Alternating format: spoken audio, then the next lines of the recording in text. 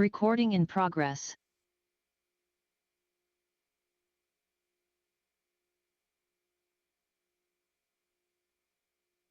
All right, it's 6:30. We will get started for this evening. Welcome, everyone. We're glad you're here. This is the City Council meeting of Fairway, Kansas. It is Monday, September 8th, 2025, 6:30 p.m. I'd like to call this meeting to order. Nathan, do you have any announcements? Okay, neither do I. Please stand for the Pledge of Allegiance. I pledge allegiance to the flag of the United States of America and to the republic for which it stands, one nation, under God, indivisible, with liberty and justice for all. We have two proclamations this evening. I would like to read those into the record. The first one is National Suicide Prevention Week.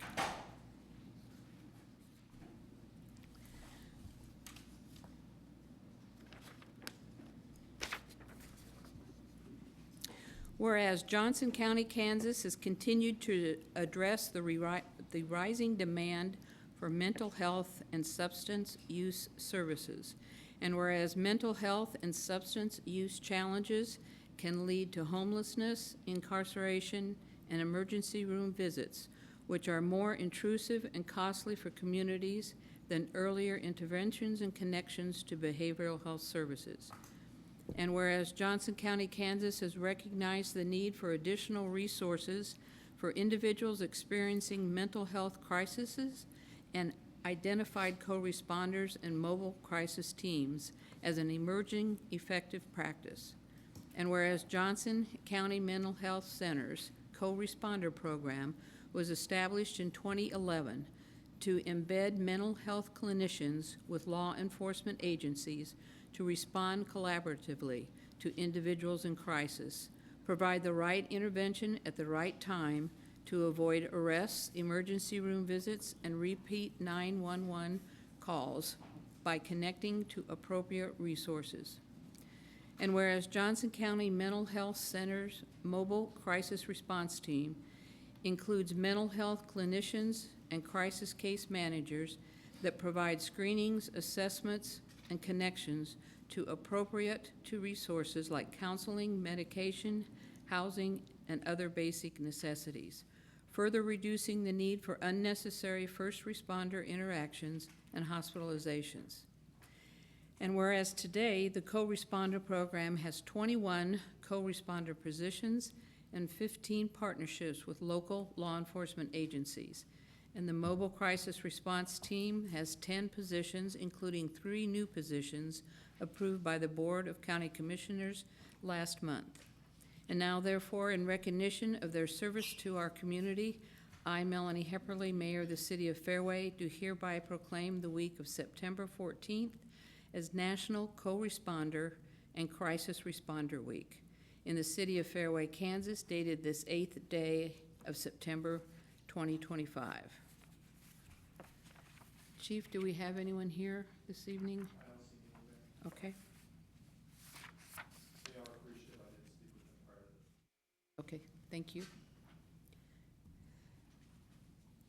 The second proclamation is National Co-Responder. Oh, no, beg your pardon. The next one is National Suicide. No, which one did I just read?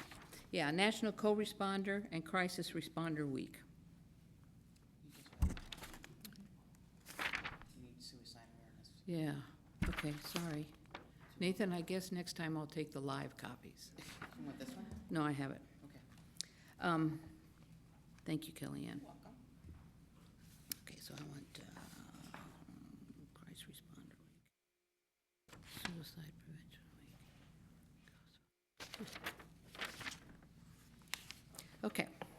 Whereas Johnson County, Kansas has continued to address the rising demand for mental health and substance use services.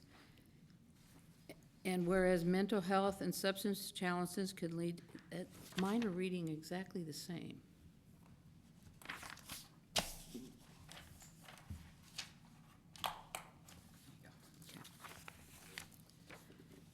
I'm sorry, guys. Whereas the month of September is National Suicide Prevention Awareness Month and is intended to help promote awareness surrounding each of the suicide prevention resources available to us and our community. The simple goal is to learn how to help those around us and how to talk about suicide without increasing the risk of harm.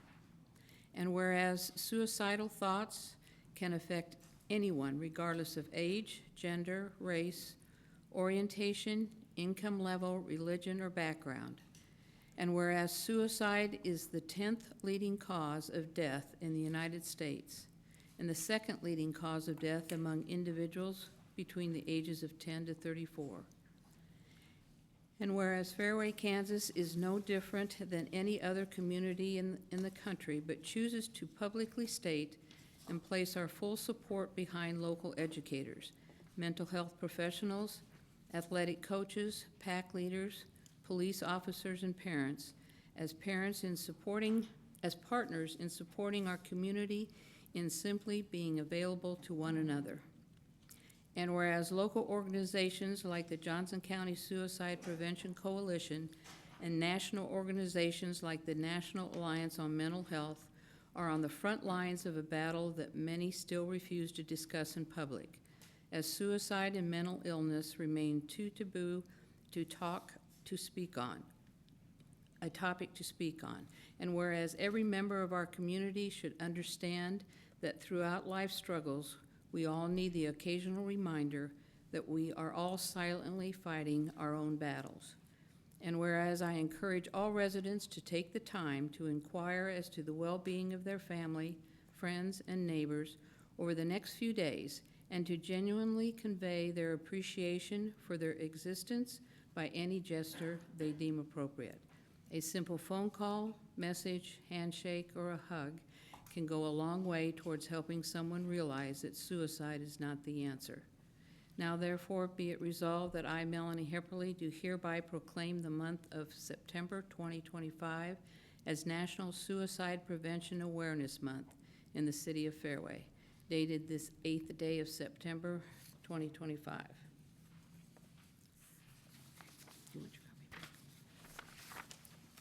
Okay, we'll go on to the monthly reports of the standing committees.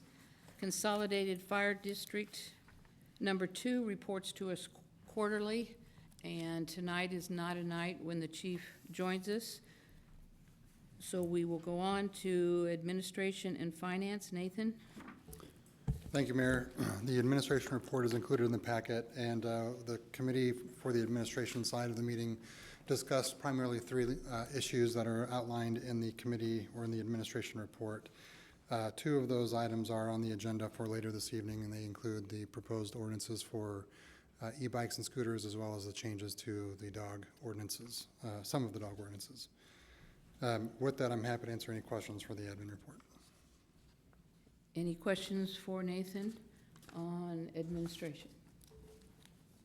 Thank you, Nathan. Finance?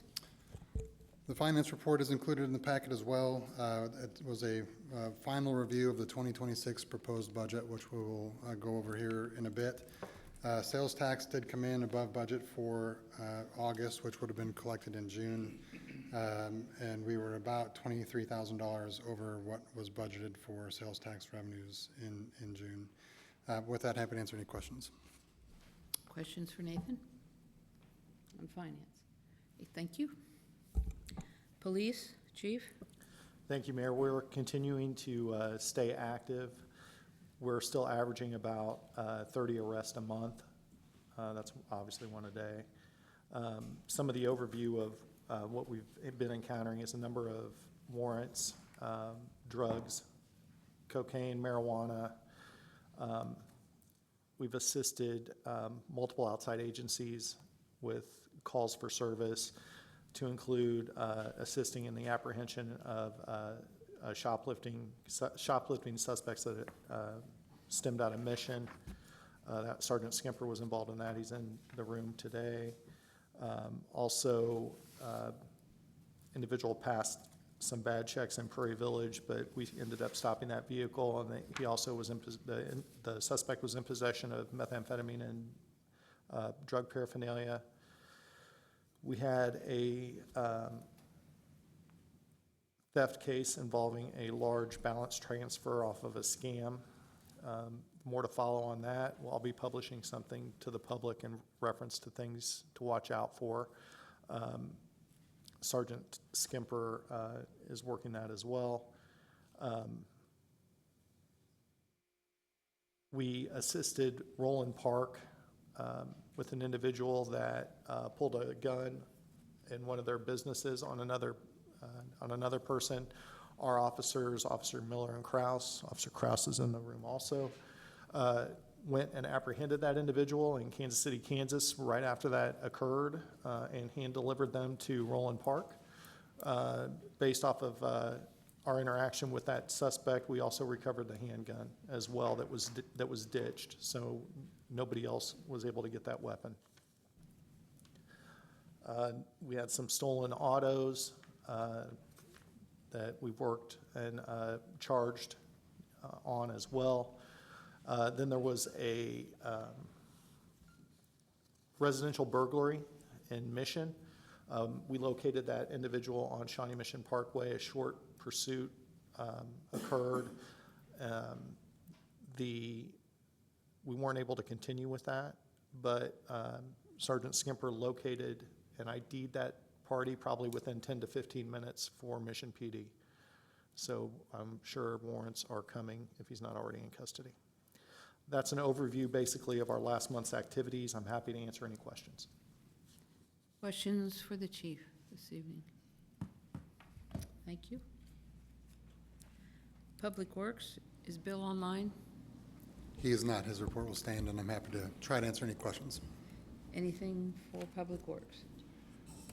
Yeah. Yeah, David? Just one quick question. I noticed in the budget, we had a lot of the payments for the tunnel. Did that come in on budget, over budget, under budget?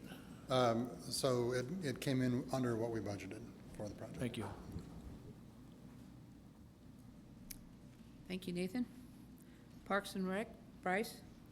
Thanks, Mayor. The 2025 pool season is now officially ended. Some would say ended before Labor Day weekend because it was unusually cold again, like Memorial Day weekend was. So it's a miracle that we did get, we rivaled the numbers that we had last year with attendance. So we're excited that it was a good year. My staff is going to take some time away, so they need that. But I'm happy to answer any questions you guys might have. Congratulations on a great season, Bryce. Thanks. Please pass that along to all the staff. Of course, Will the do. seasonal staff is probably gone now, but Yeah, yeah, will do. great job. Thanks. Any questions for Bryce? Okay, thank you. Monthly reports of the special committees, tree board, Nathan? Yeah, Rick did send out an email earlier, I think it was earlier this week, Today. with the potential meeting times. So if you have not gotten that, please reach out to Rick. All right, next on the agenda is public comment for consent agenda items only. I will read those into the record. Item A, approve the minutes of the previous regular city council meeting. Item B, approve claims and appropriations. Ordinance number 1832, August 2025. And C, approve block party request for 6009 Catalina. Is there anyone in the audience or online that would like to comment on the consent agenda? If you are online, please use the raise hand feature now. Anyone? All right, I'll close that public comment. These items are determined to be routine enough to be acted on in a single motion. However, this does not preclude discussion. If a council member requests, an item may be removed from the consent agenda for further consideration and separate motion. Anyone on the council wish to? I move that we approve items A, B, C of the consent agenda. Is there a second? Second. It's been moved and seconded that we approve items A, B, and C on the consent agenda. All those in favor, aye. Aye. Opposed, no. Passes unanimously. Next on the agenda is new business. Item A, Don't be startled here. I don't do this very often. I will now open the public hearing to exceed the revenue neutral rate. Is there anyone in the audience or online that would like to comment on this? No one online? Yes. Okay, if you'll please come forward to the podium, state your name and address for the record. I think you'll probably have to turn it on. Okay, it's on now? Good. I'm Jim Hafner, 6242 Glenfield Drive. Anyways, I'm just kind of questioning, what's the reason for above the revenue neutral? Isn't money going to be coming in from your senior housing project? The county's raising, Ward 4 is changing and transitioning into higher expensive houses.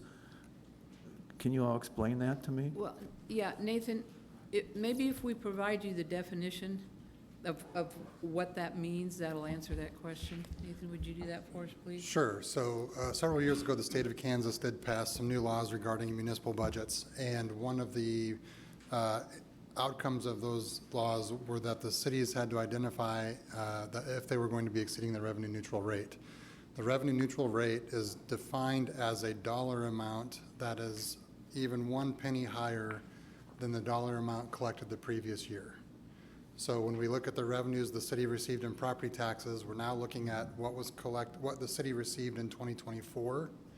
If we're going to receive a penny more of that dollar amount for 2026, then we have to announce that we are exceeding the revenue neutral rate. So we're looking back at last year's revenues and forecasting for future revenues in a future year.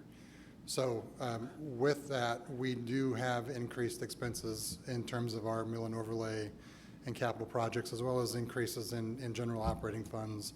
And so we're keeping the mill levy the same as it has been, but because we're collecting more dollars, we have to pass this resolution that says we're exceeding the revenue neutral rate. So with the county, what I've heard from like some people from Roland Park is their property values are being appraised almost 16% higher for next year. Mine was appraised quite a bit this year, which I'm fighting or fought. I'm not sure what the outcome of that is. So how does that impact, you know, and with what's going on a federal level, there's going to be financial shortages. So maybe the county might need even more money. So does that not contribute to our little community? So Fairway makes up about 17% of your total property tax bill. The county is about 16% of your property tax bill. What we are talking about in terms of the revenue neutral rate is specifically Fairway's portion. So the mill levy rate in Fairway is 19.92 mills, 929 mills. And the calculated rate in order to keep the revenue neutral rate, or to keep that same dollar amount, the city would have to effectively lower its mill levy rate to about 18.303. And we're keeping it at the 19.929. What that does is, on average, we saw about a 9% increase in property values. And that varies widely depending on everybody's individual circumstances. Obviously, if it's a new home from the previous year, it's going to be at a much higher value. Then probably it's going to increase by much more than 9%. So on average, the increase is a little over 9%. And what this does is this allows the city to essentially capture the difference in dollar amounts that the same mill levy rate generates. So it's collectively, and I'm working off memory here, it's a little over $200,000, I think, in additional property tax revenues from 2024 that we anticipate collecting in 2026. Seems kind of Which- low from when I see all the development going on. You But see- aren't we you going to see- get I'm anything? sorry, what was your comment? You see what? I can't remember, sorry. Okay, that's all right. If Threw my we train were of to- thought out. If we were to operate the city on 2024 revenue, operated in 2026 on 2024 revenue, we would have to cut services. Because, Can you identify those services? oh, well, that has to do with our budgeting process, and when we go through the budgeting process, we use a zero-based budget. And we begin from zero every year. Every department, they list the services that we provide, and every service is evaluated based on, can we cut this service? Do we want to cut this service? What do the residents want? Do they want to cut this service? Okay, are the costs going to remain the same? Or do we want to enhance the service? All right, if we had to operate on $2024, now you think of what costs have done in the past 2 years, we would not be able to operate the city the same. Maybe we couldn't plow the streets the same way that we do. Maybe we couldn't cover our property and liability insurance. Nathan, help me out here. A workman's comp. Maybe we couldn't have a full police force. I mean, we could cut, but our residents are not telling us that that's what they want to have happen. When we fill out the survey, that's why that survey is so important. They tell us what kind of services they want. And we look at that every year. And sometimes there's services that we will cut, but not often, but sometimes there is. Okay, so back to Usually we leave them the same. Okay, so back to the senior project. Is that going to bring in any money to the city? So there is Mr. Watkins? There is a TIF increment finance planning on that development. So we won't see any increase in direct property tax revenue. What we will see, there will be a small retail component, we believe, inside the facility that will generate some sales tax. The other place where we anticipate that we'll see some revenue is, you think about all of the deliveries that are going to start coming there as people are moving in, and if they purchase new furniture and have it delivered there, the city would realize that sales tax revenue. As a practice, we never try to estimate an unknown until we have lived it, and so we don't, in the 2026 budget, we don't contemplate any additional revenue from the Fieldston project in those terms. So you're going to keep a close eye on that when people start to move in and all So, that? yeah, so obviously we'll know when people start to move in. We anticipate that we will start to see some increase in sales tax revenues, and that there will be spillover effects there as well. We hope that the folks who are moving into the Fieldston, if they're not already Fairway residents, they're going to start shopping at Fairway establishments. And so there's hopefully some spillover effect that will happen there in terms of sales tax revenue as well. But again, until we start to actually see what those revenues are, we don't anticipate unknown revenues. Okay. Yeah. And my favorite, hula hands. Before you go to that subject, another thing that when that TIF was negotiated in 2021 and 22, I believe, it's been a while. Yeah. There were items that were negotiated into the contract. For example, the contractor is, we will be increasing our population by 10%. Okay. When When it's full? When it's full. Okay. All right, and it's about 50% leased at this point, and even before they open, which is phenomenal. The city, with the help of our attorneys, negotiated that it's going to take us an additional police officer. So the contractor is paying for the salary and benefits of that additional police officer for the full life of the TIF.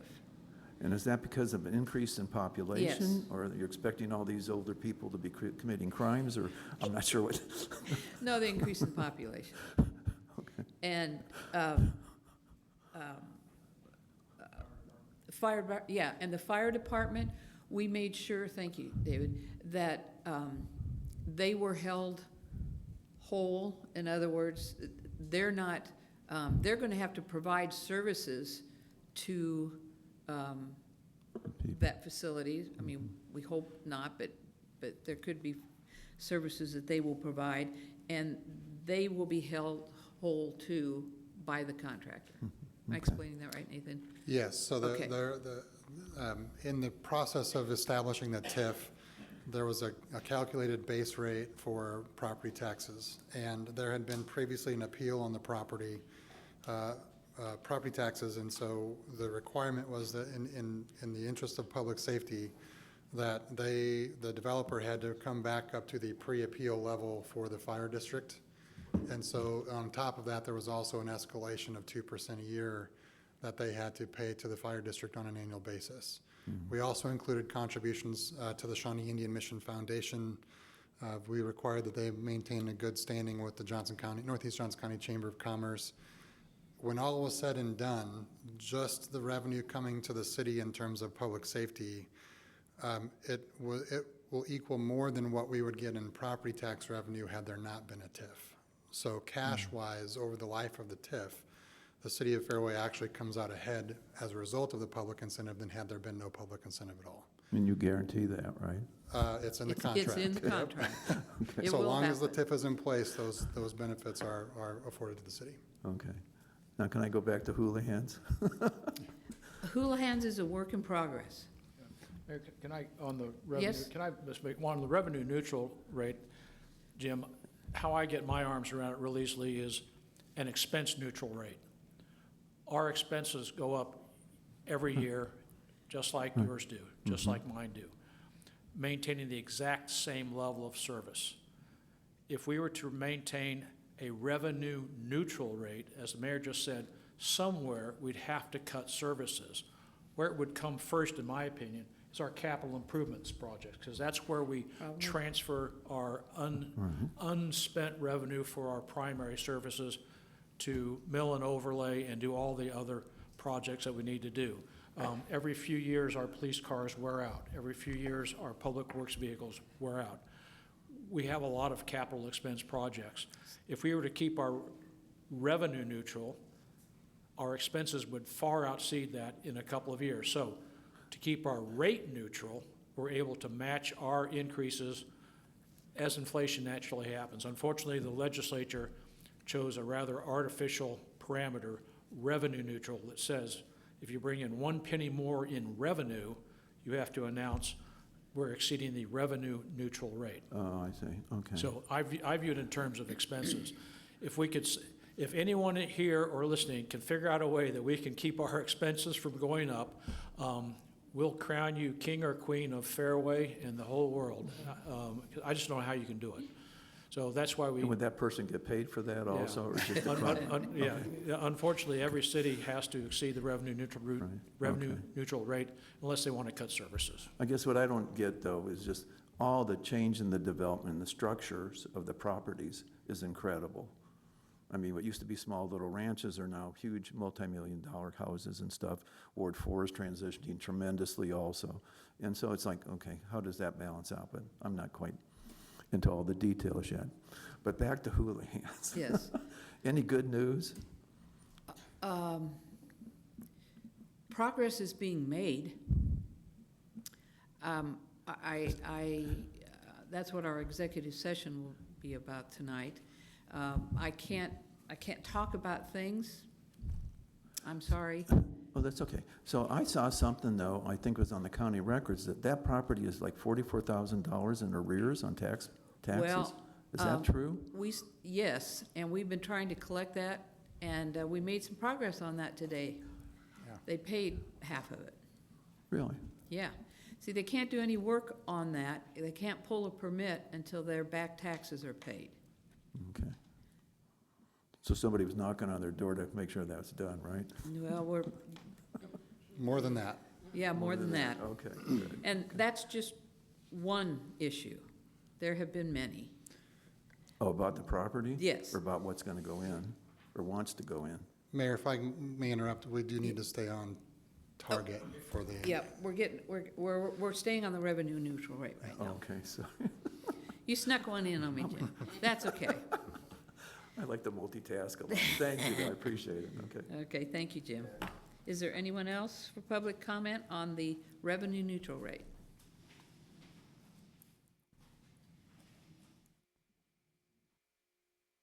John Hale, 6018 Catalina. Thank you for approving that block party. You're welcome. A couple doors down the street and across. At any rate, This is the first year that I'm aware of that anybody has known the revenue neutral rate. Just the first time the county has sent that information out to us. Well, you know, I thought that too, Jack. I'm gonna interrupt you here. Okay. And Nathan told me I was crazy. So I went back through my records, and yeah, I was crazy. This is the third or fourth year that they have sent that out. I the found first- it in my file. First year I have it. I've had it, so I can remember. Well, I don't know where yours is floating around, but I found 4 years. How long has the revenue neutral law been in effect? I didn't hear what you said earlier. It's been Not probably that about, long. about that long, 4 years About 4 probably. years. Has we ever, during those 4 years, the council not have had to vote to spend more than the revenue neutral rate? Have we ever stayed within that amount? We have voted on that every year, and we have always voted to exceed the revenue neutral rate. Of course. Over the last 4 years, we've given the city over $880,000 from this year to the past 4 years. Our mill levy has gone up. While not much, it has gone up. While the county has reduced theirs by, looks like about a half a mil to 3/4 of a mil. This year, over revenue neutral, I think you said it, 9%. Inflation is 3%. Those of us on fixed incomes don't have the ability to vote to get more money.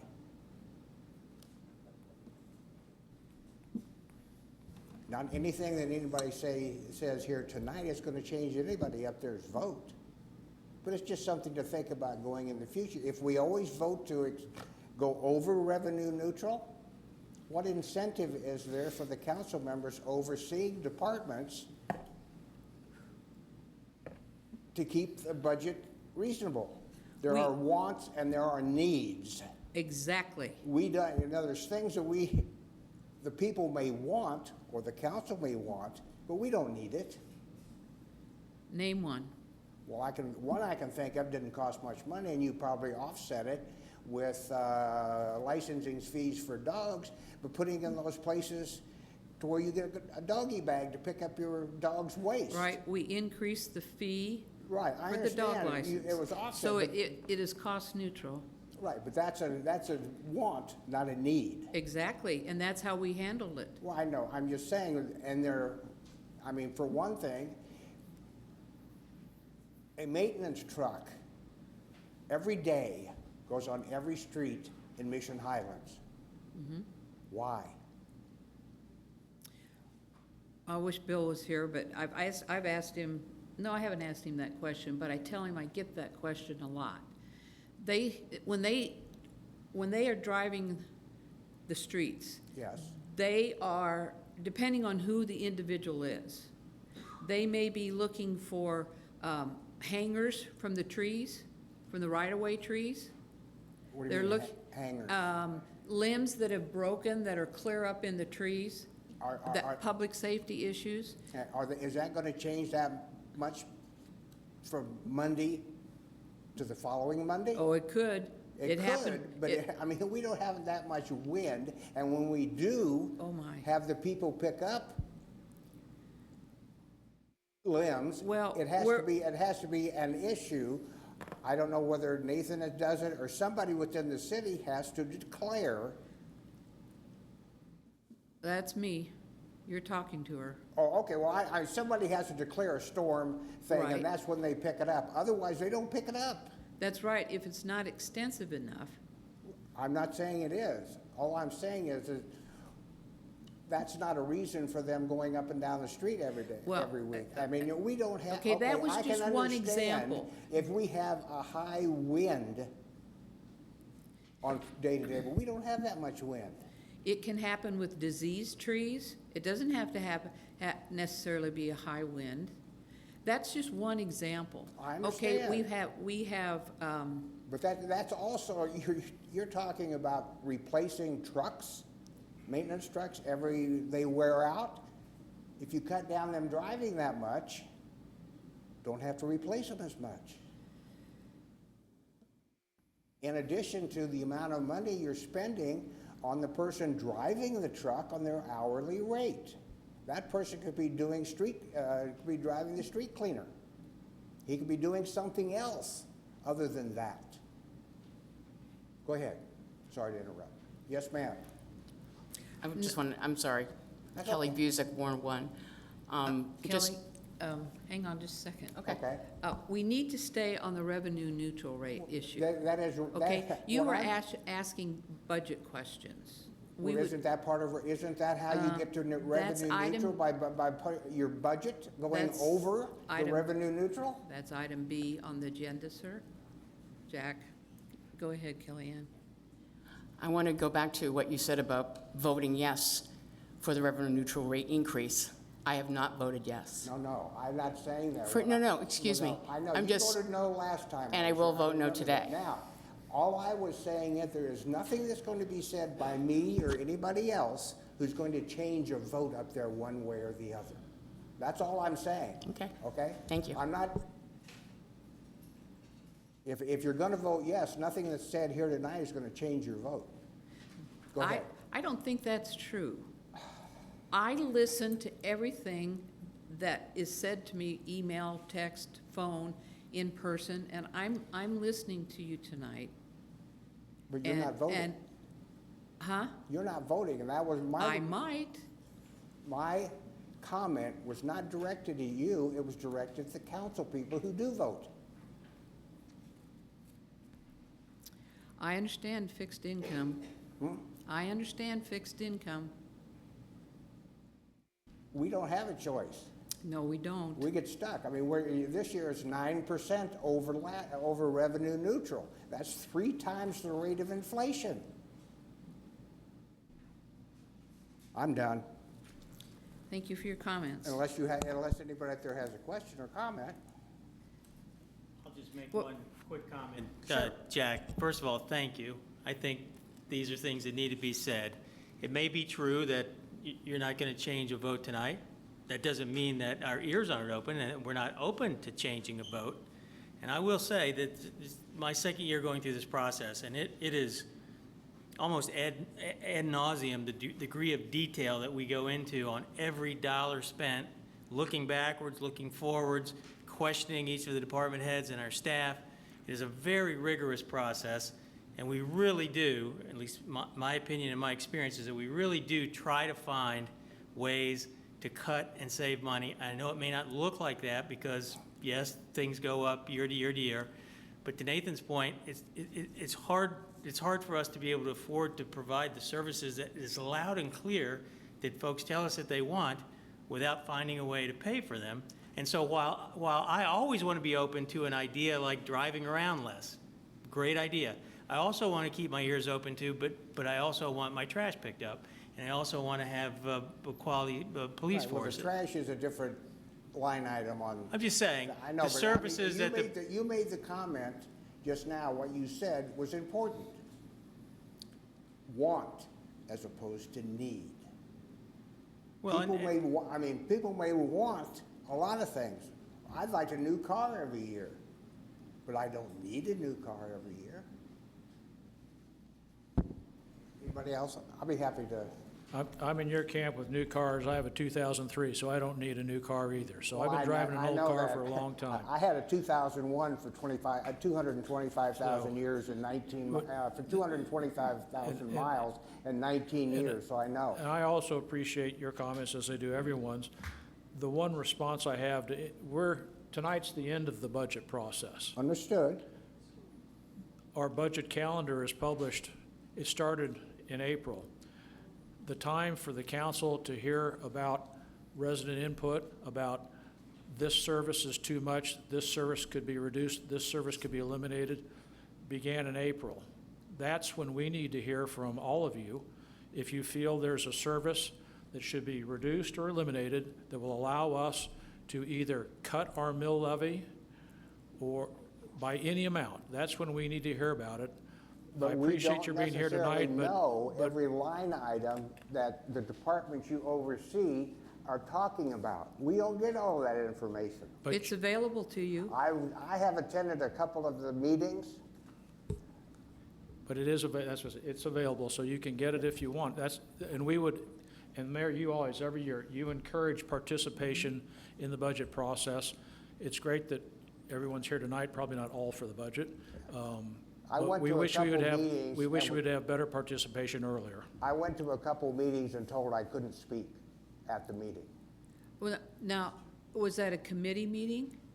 It was a budget meeting that was upstairs in one of the rooms. That is true during a committee meeting.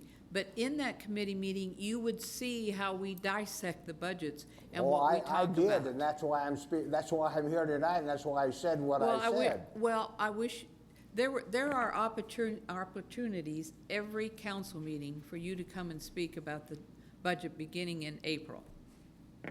Okay. Anyway, thank you for letting me You are say what welcome. I had to say. Thank you, Jack. Is there anyone else? Revenue neutral rate. Okay. Council, I'll open the floor for any discussion that you would like to have. Anyone? Okay, I'll entertain a motion concerning the revenue neutral rate. Mayor, I move that we approve item A on the new business exceeding the revenue neutral rate for 2026. It's been moved and seconded that we exceed the revenue neutral rate for 2026. All those in favor, aye. Opposed, no. No. Okay, the ayes are 7, Nathan? 6. Mayor, we probably need to do the A roll motion. call vote? The motion probably needed to include a reference to Resolution 2025H to exceed the revenue neutral rate. And it would need to be, both will need to be a roll call vote, both this and and to approve the actual 2026 budget. So amended. Okay, is that all right with the person that seconded it, Tanya? All right, it's been moved and seconded that we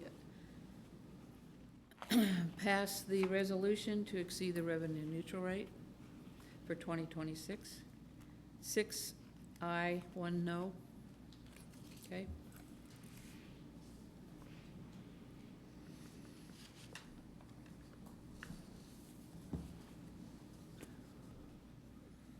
That closes the public hearing on the revenue neutral rate. Item B, I would like to open the public hearing to adopt the 2026 budget. Nathan? Thank you, Mayor. I'm going to share the screen for the folks who are on Zoom, so give me just a Okay. second here. There were budgets out there in the hallway. If you didn't pick one up, it'll be helpful.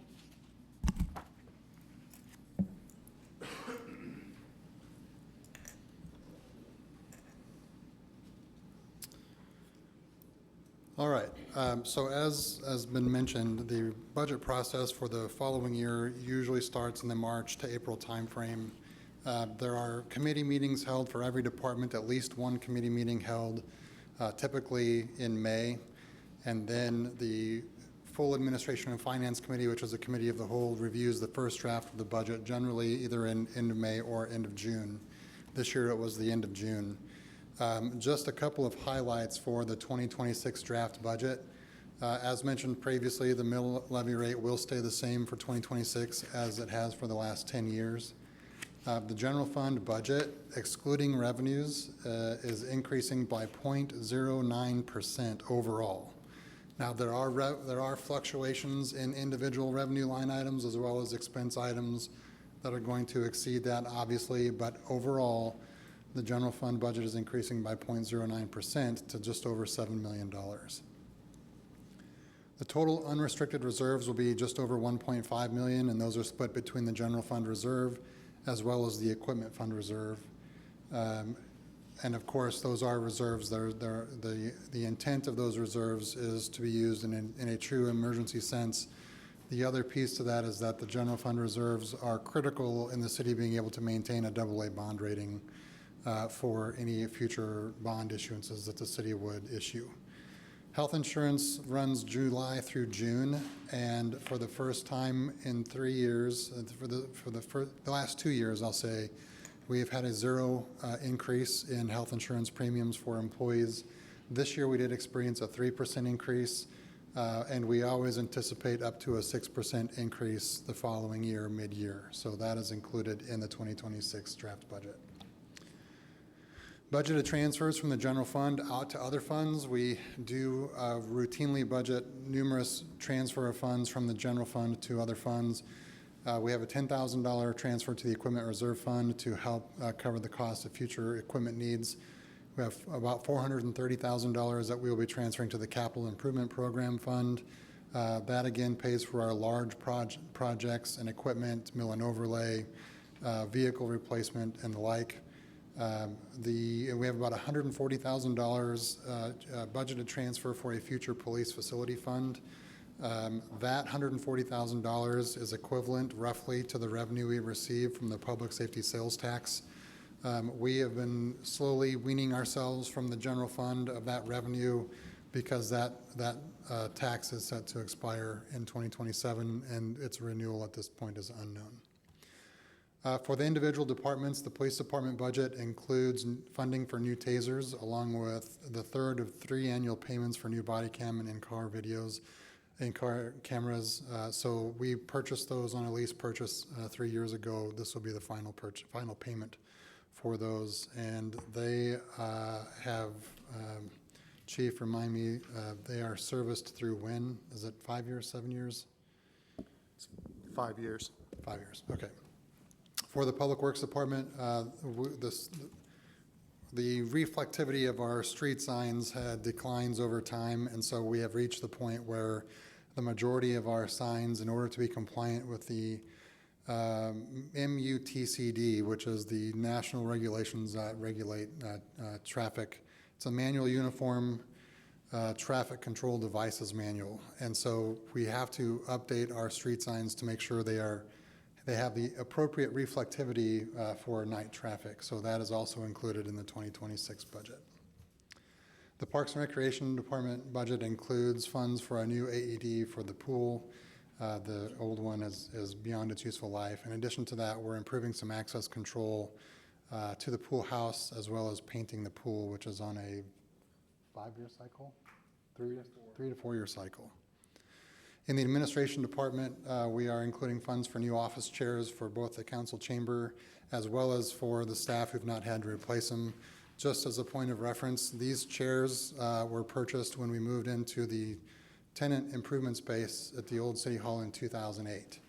So some of the office chairs we are beyond the 10-year warranty that came with the chairs, and so as we break them, we have to replace them. So we're looking to replace the majority, and we would get a new warranty on top of that. The other piece is the government relations consulting services are also included in the administration budget. This is kind of small to see on the screen, but it is included in the draft budget document. That was part of the packet, as well as what was distributed this evening. This is the general fund budget summary, and again, you can see here the individual departments and how they are fluctuating from year to year. This is on page 7 of your budget document that was distributed. While we're on this, just a real quick note to point out, the mayor caught some things for me to correct on here today.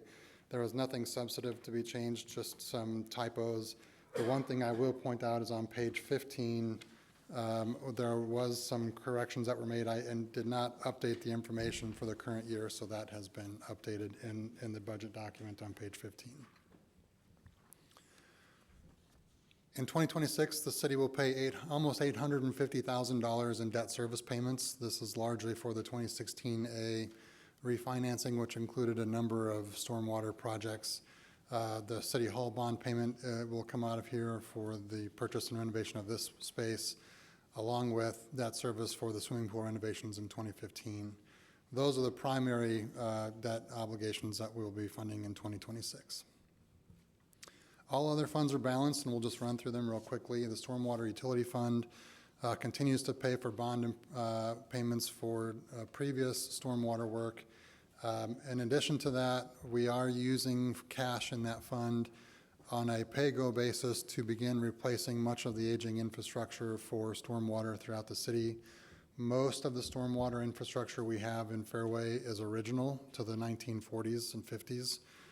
We have had all of our infrastructure inventoried and assessed, and so we are now strategically addressing stormwater infrastructure along with our capital improvement plan, the mill and overlay program, but the specific stormwater costs are coming from the stormwater utility fund. The tree fund is a fund that was created when we established the tree protection ordinance. If there's a violation of a public tree protection ordinance, then the fines for that go into this fund. This fund is then used to help maintain the canopy of trees in the right-of-way, and that includes trimming and replacement. The Shawnee Indian Mission Fund is just that. It's the fund to cover the operations for the Shawnee Indian Mission State Historic Site and National Historic Landmark. We intentionally set up a separate fund for that when we began operations in 2016, just so that we could be very transparent in the terms of the costs that are incurred and where the revenues are coming from and where the expenses are going. We have an equipment reserve fund, again, that we transfer about $10,000 annually into that fund. It also holds on to all the remainder of our general fund reserve. You can see, as you go through the budget document, each of these funds are broken out on a specific page where you can see history going back to 2023. We are currently transferring money on an annual basis from the Public Works Department into the Equipment Reserve Fund. This is to help offset expenses in 2029, I believe, for a new city street sweeper. So we will be using the money that we're setting aside now to pay cash for that, and then we'll use some funds from the Stormwater Utility Fund to pay off the balance of that when it's purchased. The 2026 to 2030 CIP program includes the street maintenance projects, the county-assisted road system projects, replacement of vehicles and equipment, as well as some slope stabilization at the Public Works facility. So this is just always an interesting slide to put up. This is how we compare to the rest of Kansas City. Again, this speaks specifically to the mill levy. The mill levy is, unless you're really just paying attention to your own mill levy, a lot of times comparing mill levies is not necessarily effective because it's based on valuation. And so to compare the valuation of Fairway to a 1,500 member community out in western Kansas is really, as you're looking at apples and oranges, but the data is interesting to take a look at. Fairway does have the 4th lowest city mill levy. Again, when you look at your property taxes, there are many entities that are on your tax bill, from the school district, the libraries, the park district, the county, the state. We make up about 17% of that with our mill levy rate. So for just the city portion, we're the 4th lowest in the state of Kansas. In terms of cities of the second class, classes are defined by population size, largely. And so you can just see there's some interesting statistics, but we're the 6th lowest mill levy rate in all classes with a population of over 1,000. So I think that does speak to the fact we are very cognizant of what the mill levy is and how we use the revenues that are generated from the mill levy. But this is, if there's, the League of Kansas Municipalities puts out some great information on that. So with that, I'm happy to answer any questions that may be out there regarding the 2026 budget. Oh, Before you do that, go ahead. yep, I think I know what you're going to tell me. Yeah, there's two There's slides. 2 pages in here that the mayor asked me Mayor to has point out. requested.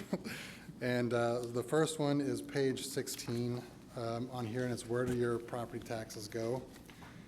And you can see on this page exactly how your mill levy is calculated. So as of this January, the average home value in Fairway is just over $709,000. And that's an increase of about almost $60,000 from last year. And so the calculation to get the assessed valuation is there at 11.5%. So then you can see what the valuation of that property is. It's $81,609. Then you take that times our mill levy rate, which is 19.929, And you can see then that the annual tax liability for the average home in Fairway, and again, this is just your Fairway portion, so 17% of your tax bill, is just over $1,600. And that equates to about $135 a month in property tax liabilities. And in the blue box there, you can see the primary sources of, or services that you get for your property taxes, though there are many others that are not quite as obvious in there. So, and again, this contains some of the same information on that last slide. The last. Do you have that you can put it up? If not, that's okay. I think I can pull it up in the council packet. I wish Jack was still here.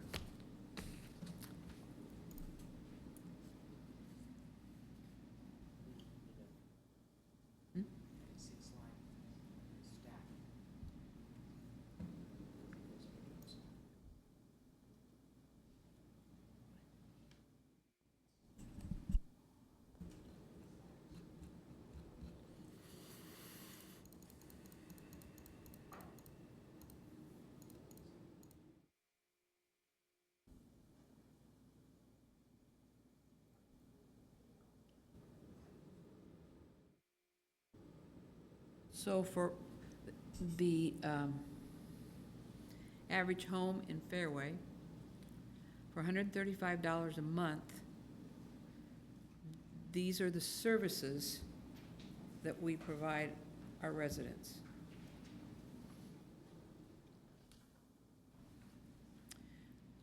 Just a minute, I'm not done yet. And I'd say that that is one heck of a bargain.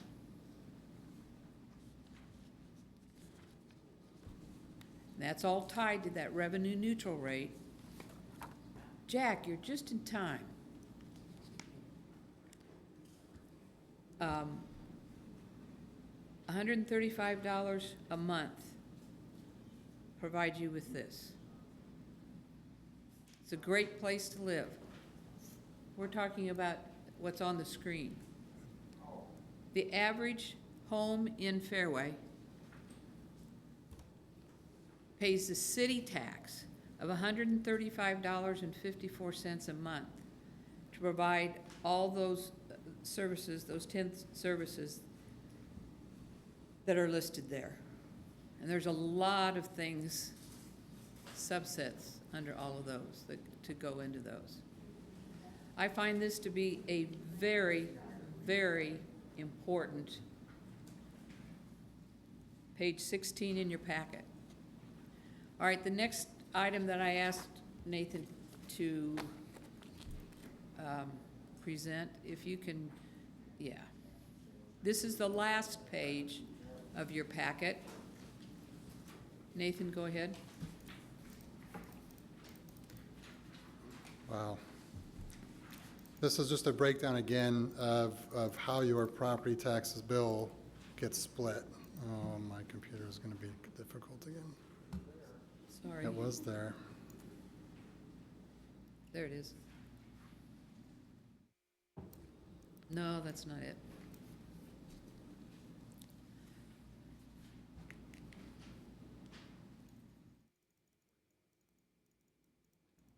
It's worth waiting for. Yep, there it is. Your entire bill.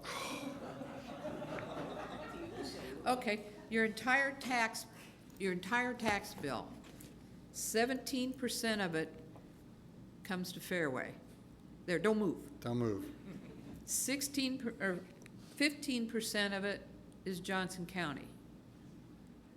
You can read the rest. 45% of it goes to the school district. And there's a fire district, community college, libraries, Johnson County Parks and Rec, and the state. So that $135, 17% of your total tax bill. So when you get that tax bill and it's so huge, don't think that Fairway is getting all that money, because we're not. And I know that's what's thought. It's been said to me. but we're not. All right, Nathan, do you have anything else on item B?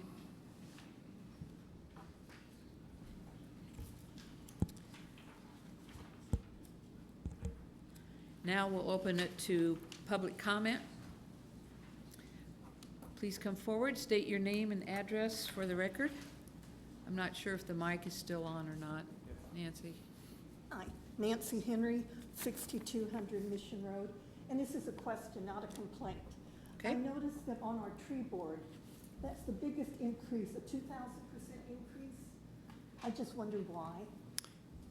We are trying to stay ahead of the requested residents who are wanting right-of-way trees planted in their So it's yard. a right-of-way tree thing.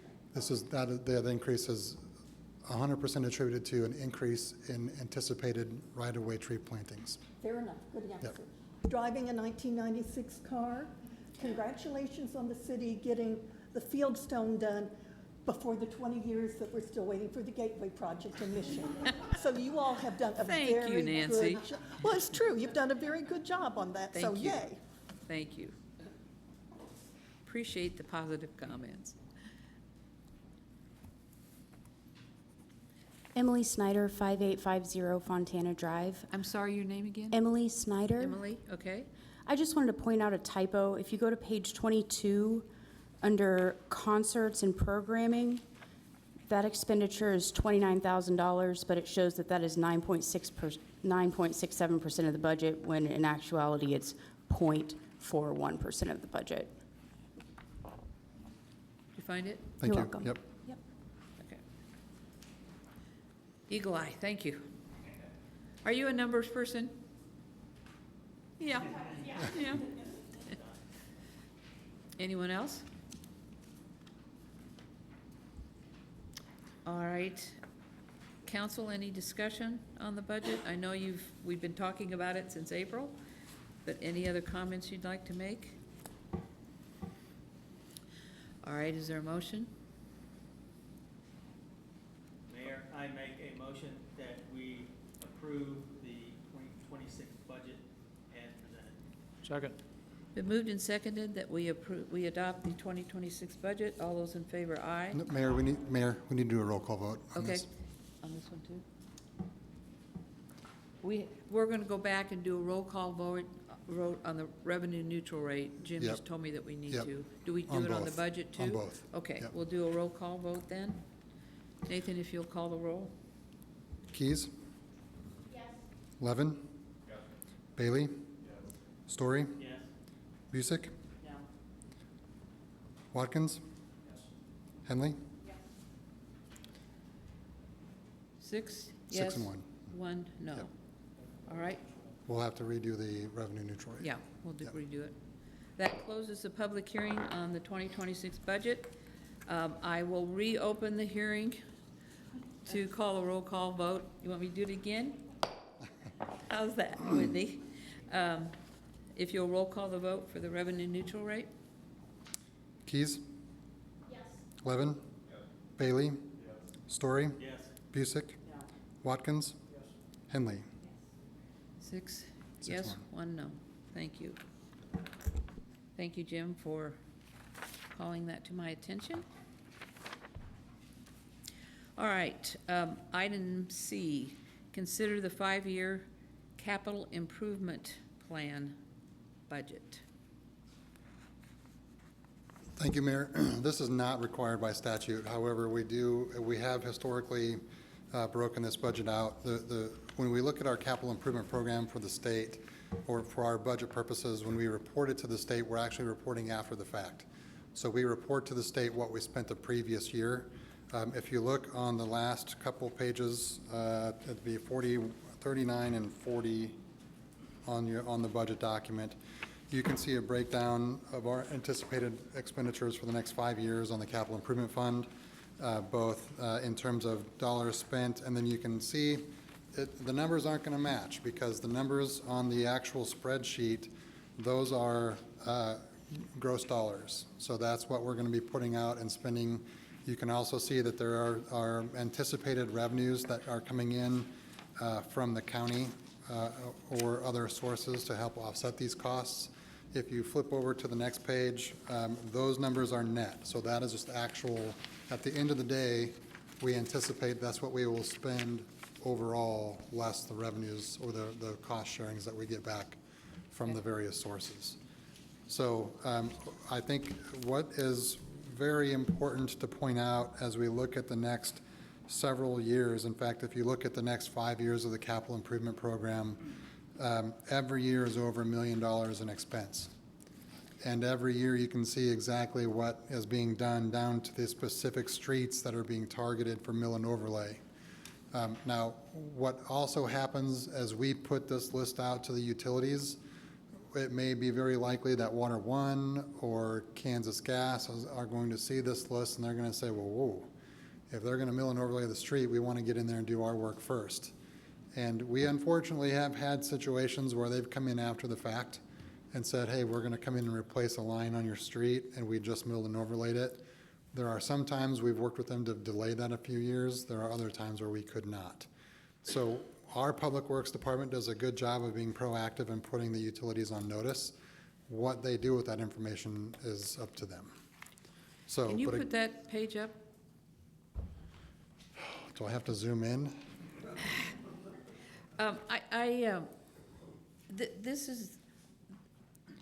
This is a number that keeps me awake. I'll put it that way. Capital, the CIP budget. Oops, there it was. Great. Not this one, the next one after it. No. That one. Okay. This is a 5-year budget for our capital improvement projects. Talks about all the streets, the street maintenance, equipment, every department, and this is not included in the general fund. So if you'll look at the bottom line that Nathan was just referring to, $1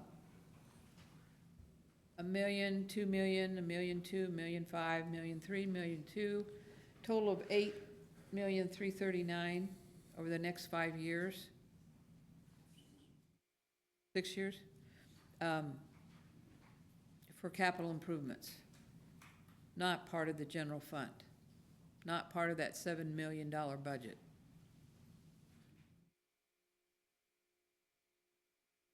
We pay for these, as Nathan mentioned earlier, by the transfers from the money that's not spent in the general fund each year. And the way that happens is staff very tightly runs their departments. And trust me, I'm a financial person, and Nathan knows this. I look at those financial statements every single month, and I have questions for him. And each department will come, that's how we transfer money into CIP to be able to pay for this. So we're managing our taxpayer dollars, yours and mine, to accomplish these things. And Fairway is the way it is because of that management. And we've never really looked at this on the screen before, and I think it's important that you see this. So when we see a $7 million budget, it's really 15, 16 million. Mayor, if I might just add one thing to this, just the importance of the transfers and the cost consciousness of the department heads. The dedicated revenue source for the capital improvement program is a 1/2-cent sales tax. And so every year, the only guaranteed money that goes into into the capital improvement fund, we're budgeting about $190,000 in sales tax revenue to go into this fund, really, each year for the next 5 years. That $190,000 is it. The rest of the revenues that go into the capital improvement fund are the transfers that we do. And we don't have to go back very far when we were only able to transfer less than $100,000 a year into the CIP fund. 2009. Yeah, there were years where it was less than $50,000 that we were transferring into the fund. And there have been some years since where we've been able to transfer, for example, 2 years ago, I'm sorry, last year, we transferred about 1.4 million. Now, that's not what was budgeted, but we had sales tax revenues that came in higher than projected. And so as long as we stay within our expenditure authority with the state, we can transfer excess revenues into the CIP fund, which is what we've done, which is why we have a positive balance right now in the CIP fund. We've gone from a place of not being able to fully fund all of the priority one projects that were identified in a particular year to be able to look out to future years 2 and maybe 3 in terms of budgeting for the CIP fund. So it has been a very consistent and dedicated process both by the staff and the council to put us in the position that we're in now, to where we can be fully funding our priority one projects. All right, thank you, Nathan. Anything else that you want to share before I open it? No. Okay, is there any public comment? Anyone wishes to speak on item C, the 5-year CIP budget? Don't see anyone. Nathan, online? Okay, council, any discussion? I'll entertain a motion, please. Mayor, I move that we approve the presented 5-year CIP budget for 2026 through 2030. Been moved and seconded that we approve the 5-year CIP budget. All those in favor, aye? Aye. Opposed, no? Passes unanimously. All right, moving on to item D under new business. Consider ordinance number 1833. This is the one most of you have been waiting for, I think. An ordinance relating to the regulation of traffic within the corporate limits of the city of Fairway, Kansas, incorporating by reference the standard traffic ordinance for Kansas cities, 52nd edition with certain additions, amending and repealing existing section 10-19 of the Code of Ordinances, City of Fairway, Kansas, repealing section 1 of ordinance number 1814, adding sections 10-67 and 10-68 of the Code of Ordinances, City of Fairway, Kansas. Nathan? Thank you, Mayor. Just wanted to remind the council that we began discussing this some time ago, and it was really more of a when are we going to discuss it conversation. And so at the Administration and Finance Committee meeting that was held back in August, staff and legal counsel had drafted an ordinance for consideration and discussion at the Administration and Finance Committee meeting. I think Chief had mentioned something in his Chief's Corner in the newsletter. There was information about this work in progress on the e-bike and scooter ordinance. Staff and legal have had to go through a lot of research to get to where we're at. Not only in making sure that we had an understanding of what it was that we were trying to define and potentially regulate, but also to see how other cities, both locally and across the country, are monitoring this and addressing it. And I will tell you, as a parent myself, some of the statistics that we've come across were shocking and frankly horrifying. So when we looked at how we wanted to craft our ordinance, it was not based on what one particular city was doing northwest, east, or south from us. It looked at what are trends across the country to address what is becoming a public health threat. And so this was what we presented to staff, or I'm sorry, what staff presented to the Administration and Finance Committee. Since that meeting, we have gone through additional iterations to arrive at what was published as a part of the packet on Thursday evening. I'm going to turn it over to the chief here for a little bit more information, but where we stand today, we believe that this does provide an opportunity to enhance the safety of all roadway users within the city of Fairway, not just one particular subset. But with that, I'll turn it over to Chief Thurlow. Thanks. So this complaints started coming into the police department probably a year and a half ago about e-bikes and scooters, the usage and the lack of knowledge of laws in reference to juveniles riding these vehicles. Some cities have moved forward with their own ordinances that basically define wrongdoing as reckless, which is defined in our standard traffic ordinance.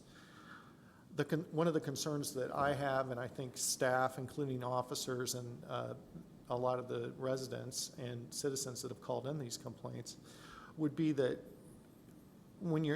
I think it's difficult for a child, some children, to define what reckless is. A 10-year-old, if you ask them to define what reckless is, probably would not give a clear definition of that, in my opinion. We're expecting small children who have no knowledge of the rules of the road to obey those. The burden of that falls a lot on parenting, but unfortunately, if nobody is with these children, infractions are occurring to the point where we believe serious injury or great bodily harm will come to these children riding these e-bikes and scooters. The frequency of calls probably is about every day or so we get something in reference to a complaint about an individual, a small child, riding an e-bike or scooter. Our officers have been very diligent in trying to protect the kids on the street. With the beginning of school, especially on 62nd Street, we had a huge concern about kids riding e-bikes and scooters without due regard to the traffic laws. We had officers on foot at 62nd and Granada, which is a four-way stop sign, observe infractions right in front of them with groups of children running the stop sign in front of traffic.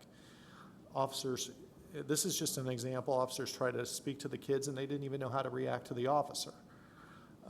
I can tell you that on Shawnee Mission school property that you are not supposed to be riding an e-bike or a scooter. So on school property at Shawnee Mission schools, you are not, at least in the grade schools that border us, you're not supposed to be riding those on school property. I spoke to every principal involving these grade schools. So I spoke to St. Agnes, I spoke to Highland, and I spoke to Westwood View about this ordinance that would require an adult to be with a juvenile or someone who has knowledge, a licensed driver, to be with an individual operating these vehicles. All of the principals were extremely supportive of this ordinance moving forward. They've witnessed near misses, and one of the our St. Agnes, directly across the street, had a accident involving a child that rode a e-bike directly, ran the stop sign in Westwood, one street over from where we're sitting right now, traveled from multiple cities through our city, and ran a stop sign and was hit by a truck because there was no supervision and he had no idea that he was supposed to stop and yield to traffic at a stop sign. Another example, I have plenty of examples of our officers and how they've interacted with these riders, these juvenile riders. One of our officers was on Shawnee Mission Parkway. You see us out there all the time. We had a radar reading on a e-bike with an individual, with a child riding it on Shawnee Mission Parkway of about 51 miles per hour. We stopped this child and took him home, followed him home, or however the officer handled that. That child was 11 years old. We spoke to the father and also obviously the child, and he said, "My dad said it was okay to ride it around the neighborhood." Those type of instructions aren't clear to an 11-year-old.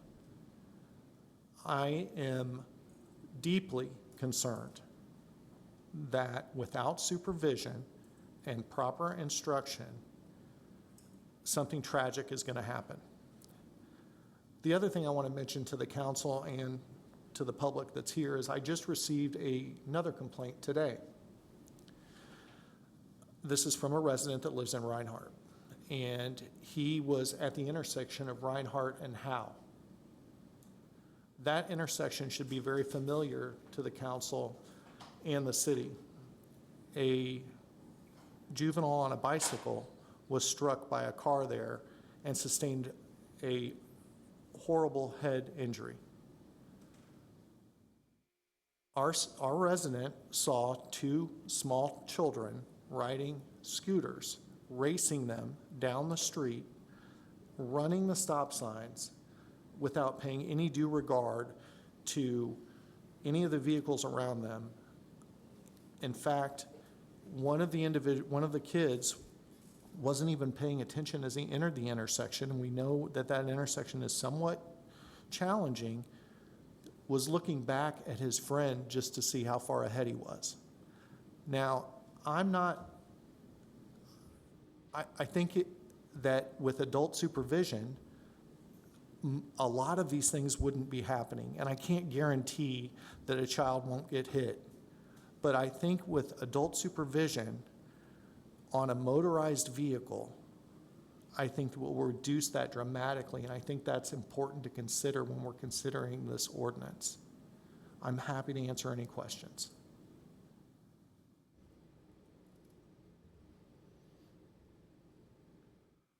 One more thing I'd like to mention too is we also have to consider the motoring public, the public that's operating motor vehicles. Anyone that has a driver's license or that's on any roadway should understand that there is a problem with distracted driving.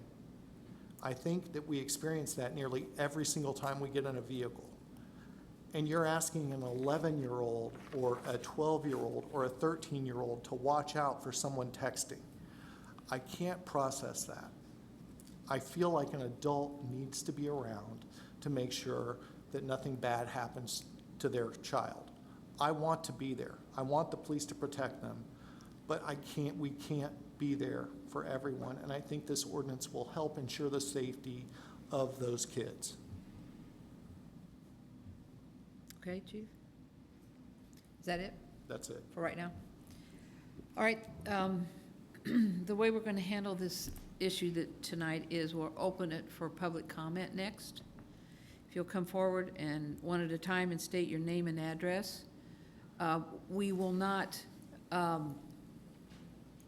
answer questions from the dais until everyone is finished.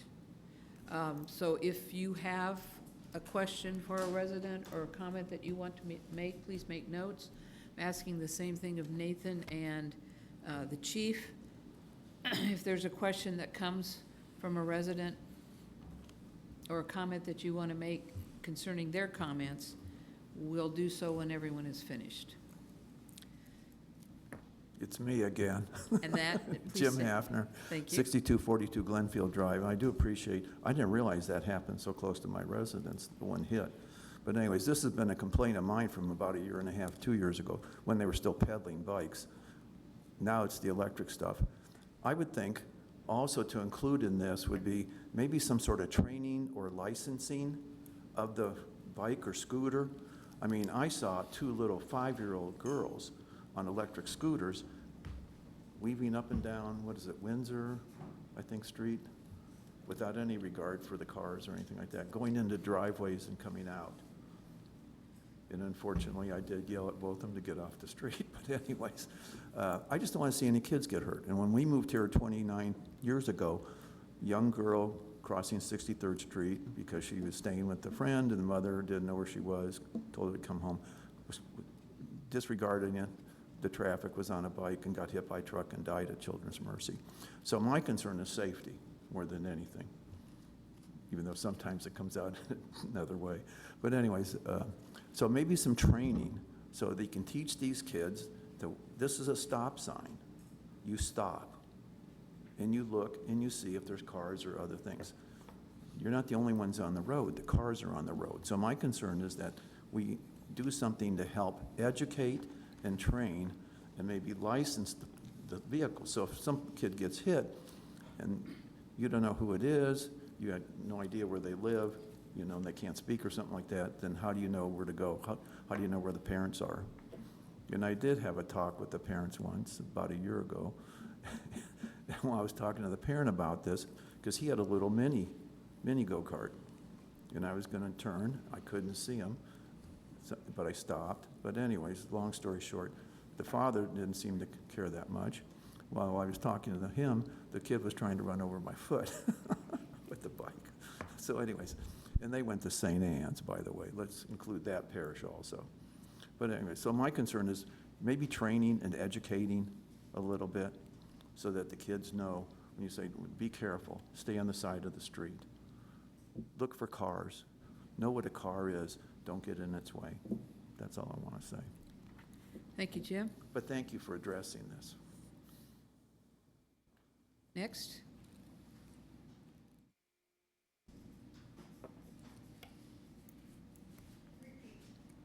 Nancy Henry. I'm across from the park, and the kids, I mean, it's not a public road, but the kids zip in and out of the park, and you don't know where they're coming from.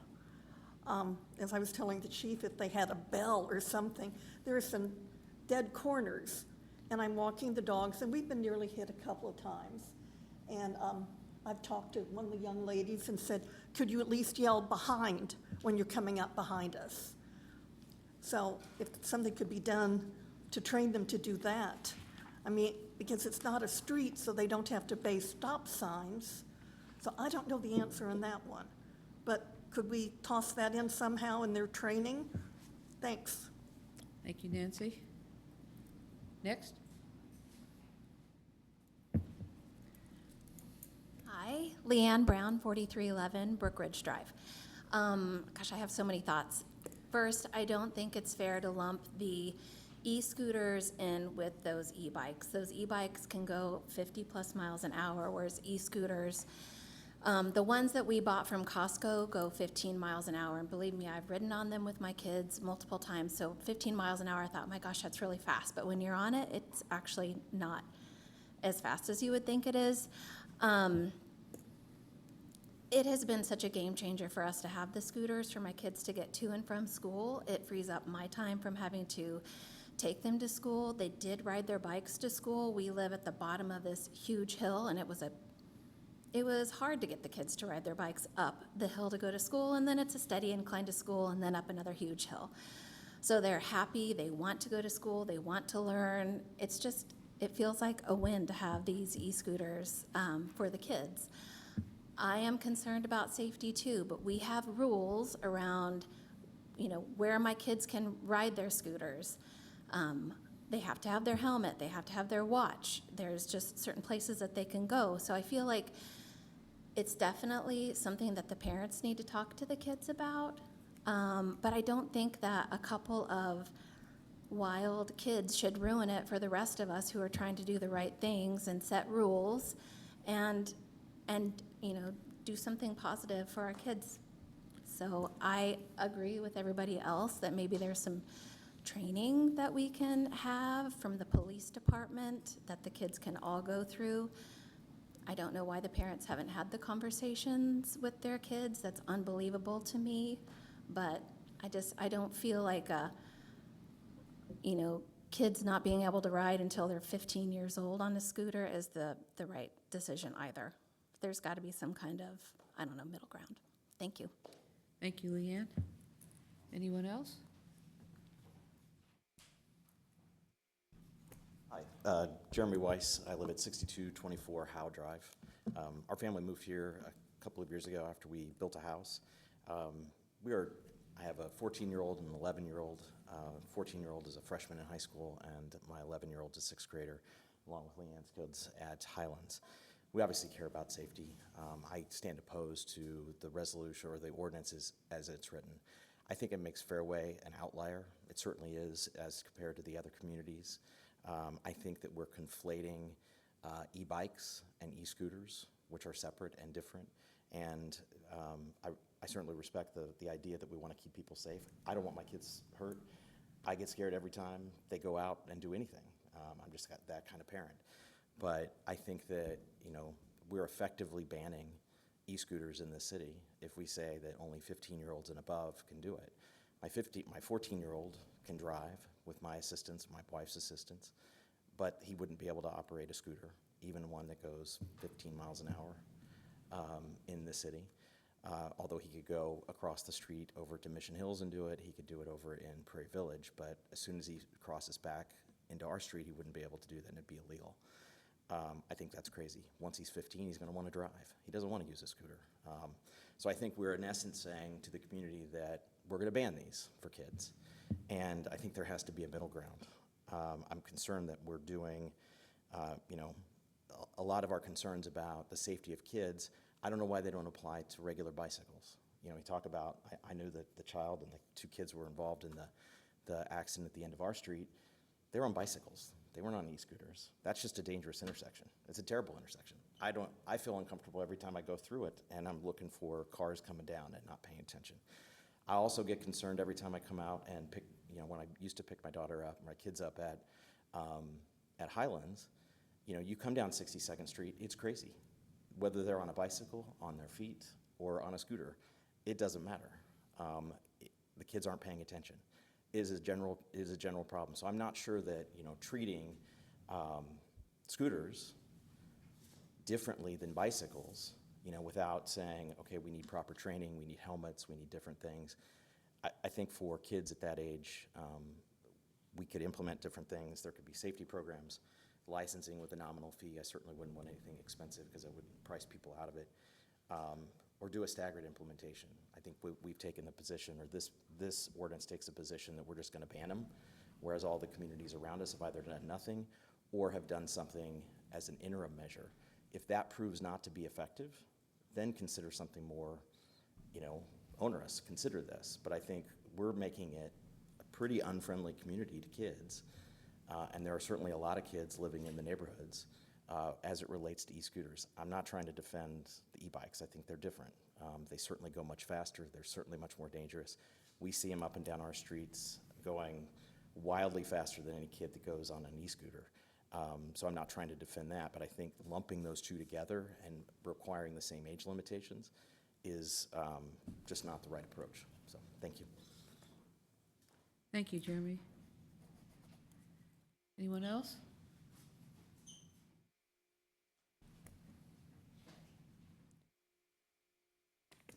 Good evening. Hi, Bo Jackson, 5418 Neosho Lane. We've lived there just north of the Parkway for about 10 years. First of all, really appreciate all you all's service to the community. We all love Fairway. We want to keep it clean, safe, and beautiful, and I know that you guys put a lot of time into making that happen, so thank you.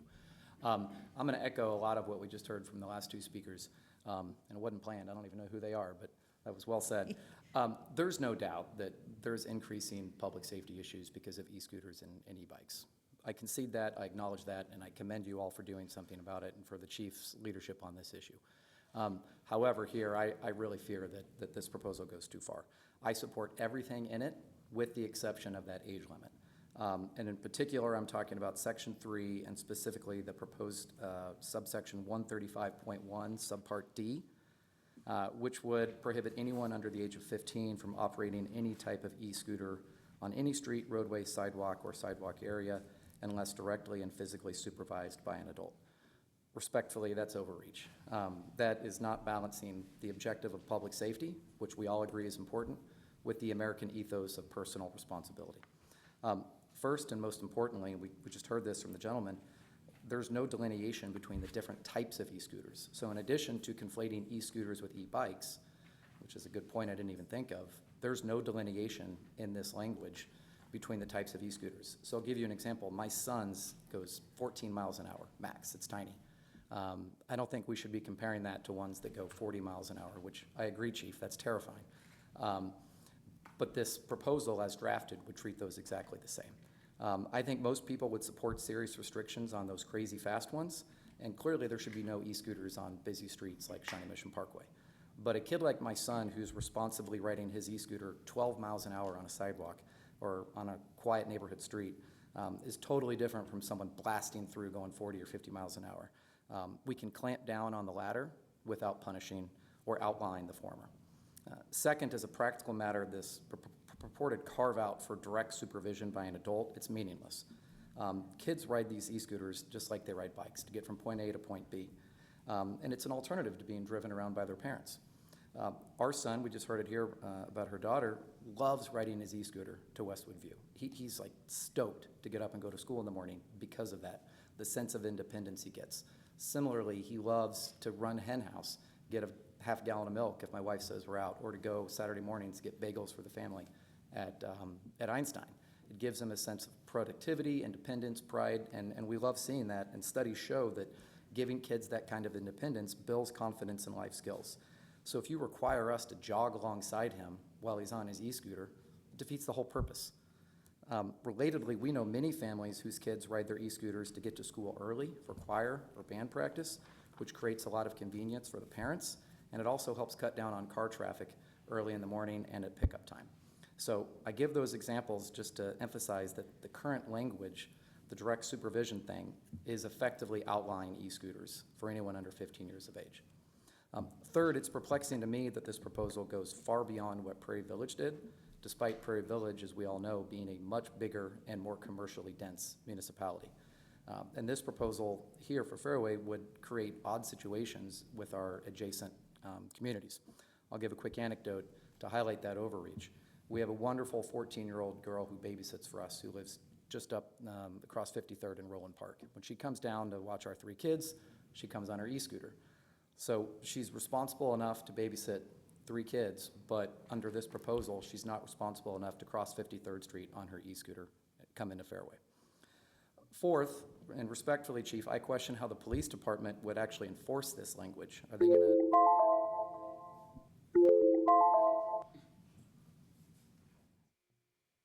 Okay. How could they tell if a kid on a scooter is 11 or 13 or 15? Do we really want the police officers spending their time scrutinizing kids on e-scooters? Were they going to pull them over and ask for their date of birth? And is that a good use of taxpayer resources for our police department? Ultimately, in my opinion, the proposed 14 and under cutoff would punish all kids and families due to the irresponsible actions of a subset of people. Clearly, some kids are making poor choices. Clearly, some parents are not doing a good job teaching responsibility, and that has to be addressed. But this proposed solution, in my opinion, goes too far, and instead we should focus on education and, where needed, consequences. So, for example, to operate an e-scooter in Fairway, a young person could be required to attend a 1 or 2 hour safety course to learn protocols and basic traffic laws, and if they pass, they get a certificate. And if a kid were caught on an e-scooter without a certificate, then their parents could receive a fine. I'd be all for that. Further, I think everyone would support parents receiving a fine if their kid is caught riding in a reckless manner. No objection to that whatsoever. That would be a positive approach focused on education, personal responsibility, and consequences where needed, which I think is better than just a ban below a certain age, which is what the current proposal would do. Finally, and respectfully, I note that this proposed ordinance was only made available at 6:17 p.m. last Thursday evening, which allows 2 business days prior to this meeting. I think it would be a big mistake if this were to be voted on and passed tonight. I'm hearing from a lot of families who are concerned. You just heard from 3, but they can't make a city council meeting, a couple days after hearing about this. So I think this would affect a lot of families, and at a minimum, it should be tabled for next month, rather than rush through without getting support or sufficient public input. Thank you very much. Thank you, Bo. Anyone else?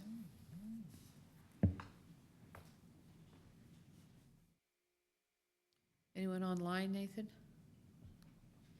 All right, council, any discussion on your part before we address some of the questions?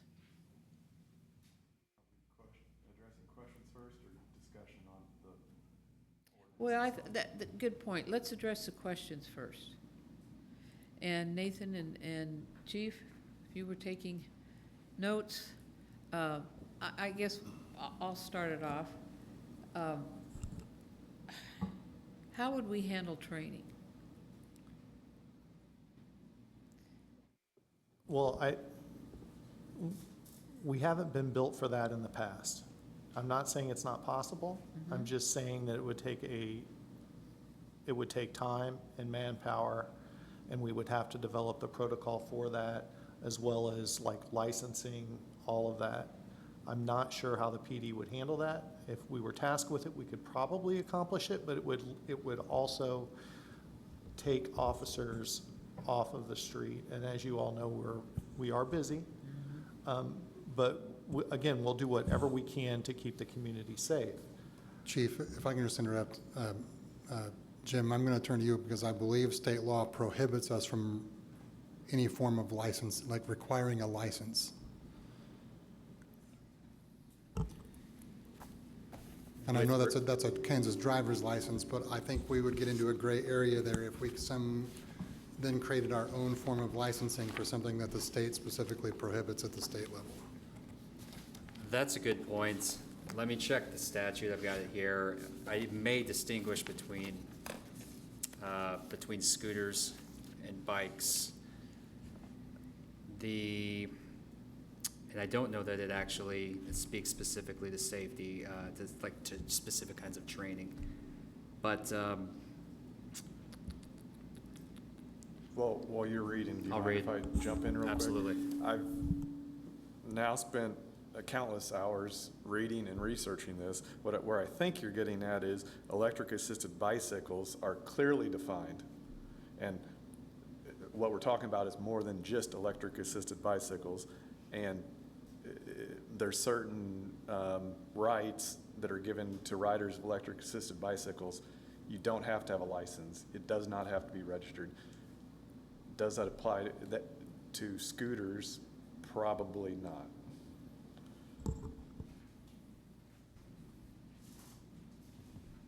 And you're referring to state statute? Yes.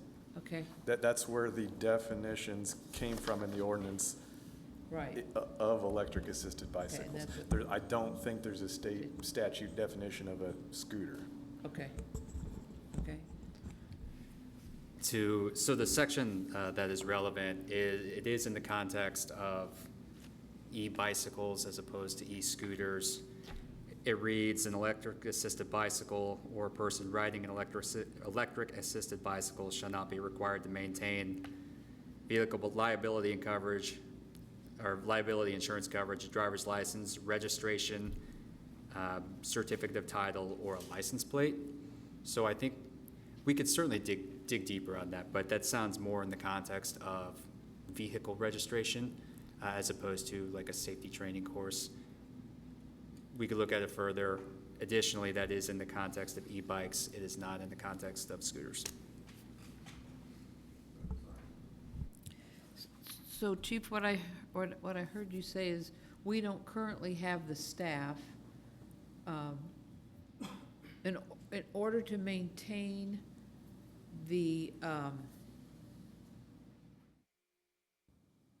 quality of what our police department does now. We don't have the staff.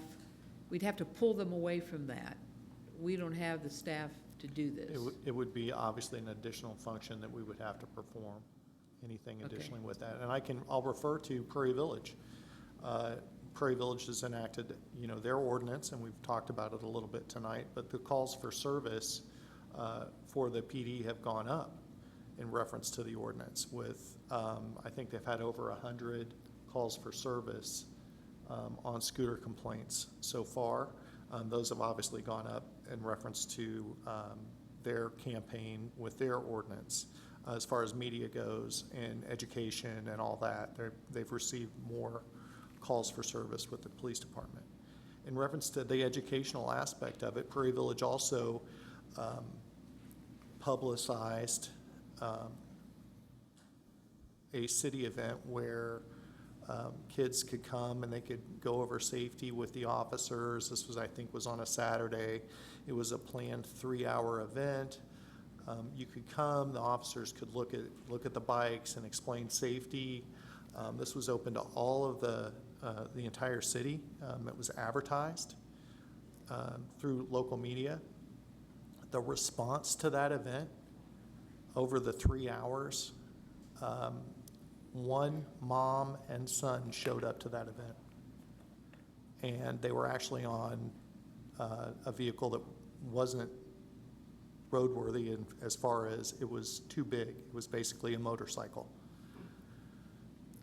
So again, the offer to educate, although I'm all about it, doesn't seem, comparing us to another city, which I always like to just focus on Fairway, that's what that event yielded, a 3-hour training event offered to the public on these new issues with this new ordinance in place. One mom, one kid, 3 hours.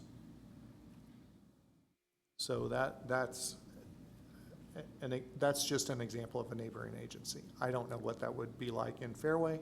I would hope that if we did something like that, our community would respond more effectively. Now, I will also say that the examples that some of the speakers have given in reference to nearly being hit or in the roadway or 2 girls riding up in Reinhardt that are in the middle of the road, I personally believe that if there was adult supervision there, that's likely not to have happened. In reference to the 14 and under, a 14-year-old cannot operate a motor vehicle without a licensed driver in the car. And that's why the ordinance was set that way. You can't drive a car without a licensed party at 14, without a licensed driver with you at 14. And I truly believe that that is appropriate because at that age, that's where Kansas says you are actually learning the rules of the road and being taught the rules of the road. As far as bicycling goes, that's obviously physical power, and I think that the driving public can look at someone riding a bicycle and gauge movement a lot better than someone operating a motor vehicle that has access to a throttle to a vehicle with no lag, no carburation, that can push a button and go to 20 miles an hour or 14 miles an hour without any physical exertion. Hopefully that answers some of those questions as far as some of the research that we've had. I think that's some of those questions, at least from the PD point of view. Mayor, I would just add a few things that I think we have looked at and have successfully held opportunities for bicycle rodeos and other types of events where the police department and Parks and Rec department have partnered on events. In fact, we just had one this summer that was fairly well received at the park. And I think as we move forward, regardless of what happens with the ordinance, we will look for those kinds of public opportunities, those public engagements to help educate. When you look at the other ordinances that are out there and the sort of the idea, I'll say, of us looking at an age ban is that or an age restriction, excuse me, is that we really do need the parents to be active in this process with the kids at this age. When you look at the definition of e-bikes and e-scooters, even the e-scooters are considered a vehicle on the roadway. It doesn't matter how fast it goes, if it is not propelled by only human power, it is considered a vehicle on the roadway. And we have had, unfortunately, too many close calls in Fairway and near Fairway, and we can look in the media and see where communities around us have not only had just close calls, they've had actual fatality incidents. And so I think what our goal was to put this conversation forward so that we were having an ordinance that had some meaningful relief in terms of providing public safety. Chief has already talked about, asking a 10-year-old to not drive recklessly. They don't even understand what that word means a lot of times. I would say this ordinance does also codify what is already a policy of the city, in that e-bikes and scooters would be prohibited from city parks. We have seen, and Bryce can speak to this, we have seen significant damage as a result of the scooters and e-bikes on our turf throughout our parks and as well as at the Mission. So this ordinance does address that as well. I would push back on the idea that this is an effective ban on e-scooters. It is a restriction where we are saying users who are under the age of 15 need to have appropriate adult supervision.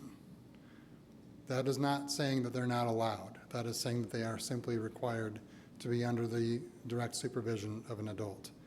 And regarding the timeliness, as you all know, our agenda changes rapidly. If I didn't publish the agenda on Thursday, it would change 6 times between Thursday and 6:30 on a Monday night.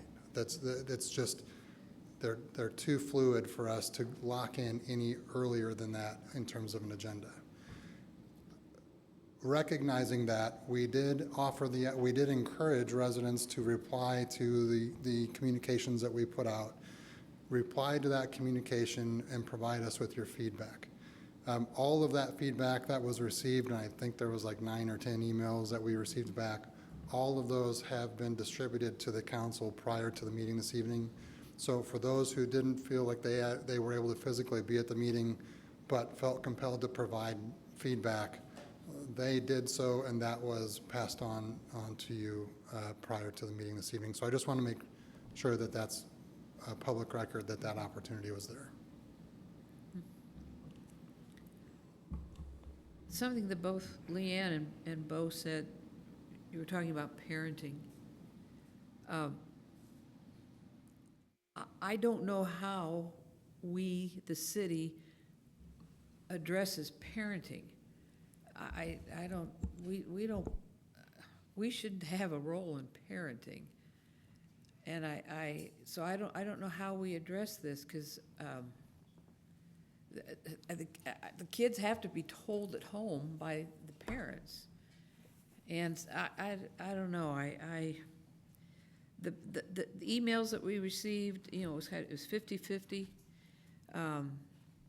I'm not one for a lot of rules and regulations. I don't like banning things or telling people, you know, what they can and can't do, but the safety of this, and I personally had I'm not good judging kids' age, but I'm sure he was under 15.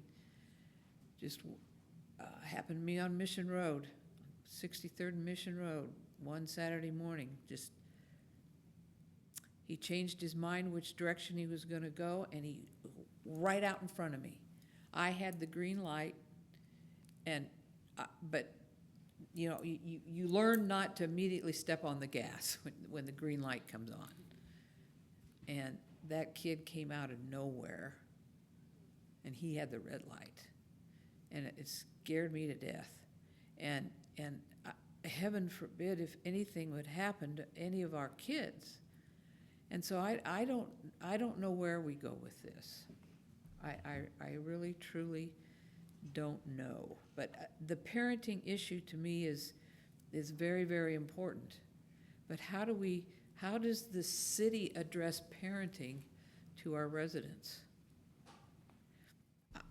Training is a great idea, but we can't replace parenting. We just can't. Whitney?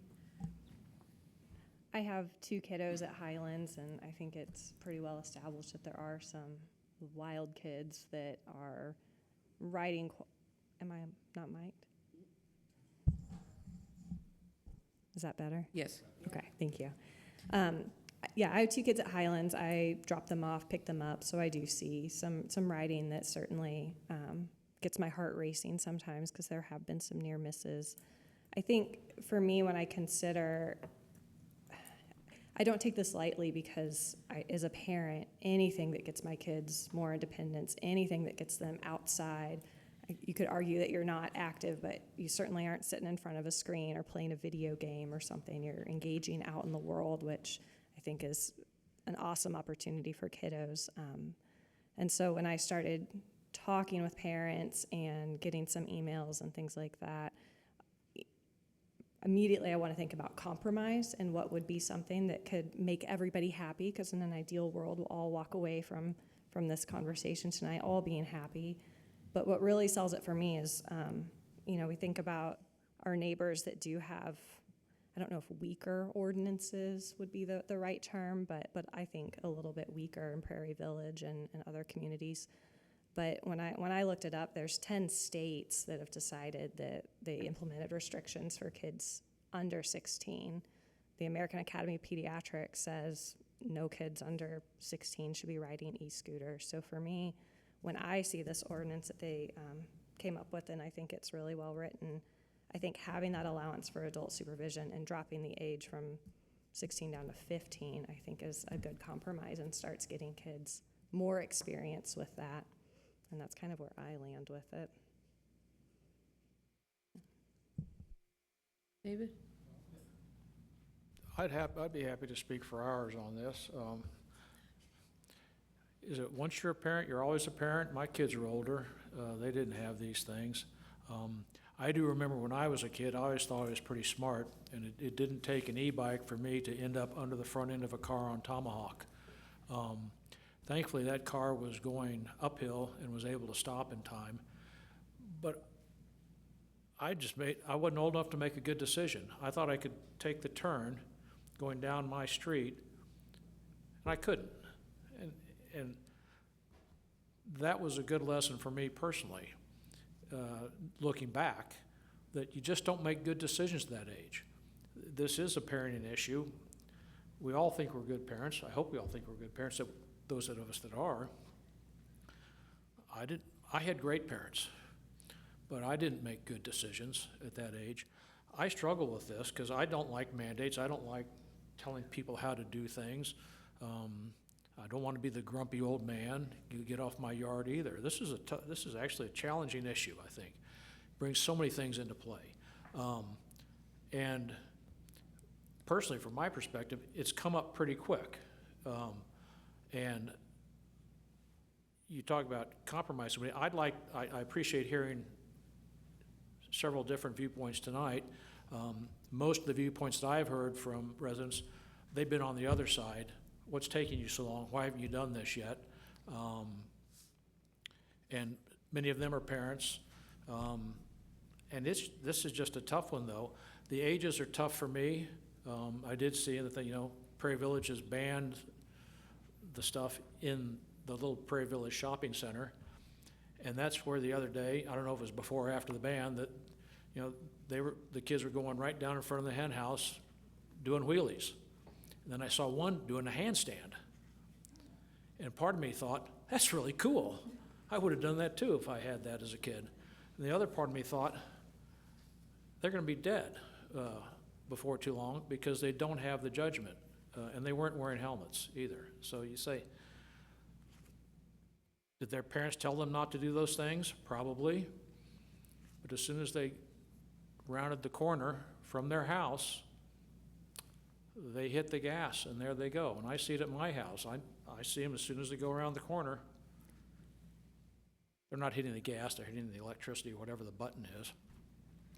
And they're going fast. And so I'd like to have a little longer to study it, take into account some of what we've heard today. I'd like to see some more of the studies. I mean, we've talked about, I really haven't seen them in terms of what's happening. I would like to get out ahead of it. I don't know which was our intent of having a meaningful ordinance versus just you can't drive recklessly. How we're bringing parents into it. Yeah, you parents, you can get a ticket if your kids violate the ordinance. But what we talked about at our meeting was, Chief, you said your goal is educate versus citate. Don't write a citation if you can. But if the families don't take advantage of that, what's the good of it? I'm very disappointed that Prairie Village made a great effort, sounds like, and no one took them up on it. So I'm having a hard time with this one, but I'd maybe like a little more time to consider it. Kellyanne? Kelly Busick, Ward 1. I appreciate all the thoughts and concerns from our citizens, I really do. And I actually feel, and I agree with you, I think we should table this for this meeting. We need to go back and look and just talk a little bit more and get more input so we can look at all the emails that were sent to Nathan, because I got some of them, but I didn't get the last one. So we can make a fair judgment for the safety, and most of all, it's the safety. And I'm so proud of our police department for making sure that our kids are safe out there. And like you said, it's parenting. It's not always on the city. However, we need to make choices for our citizens, our younger citizens, to make sure they're safe. But like I said, I think we should table it for this and not vote on it yet. Bring it back to admin, and hopefully more of you, all the citizens, will come forward and give us some more ideas, because that will really be helpful. Thank you. Dan?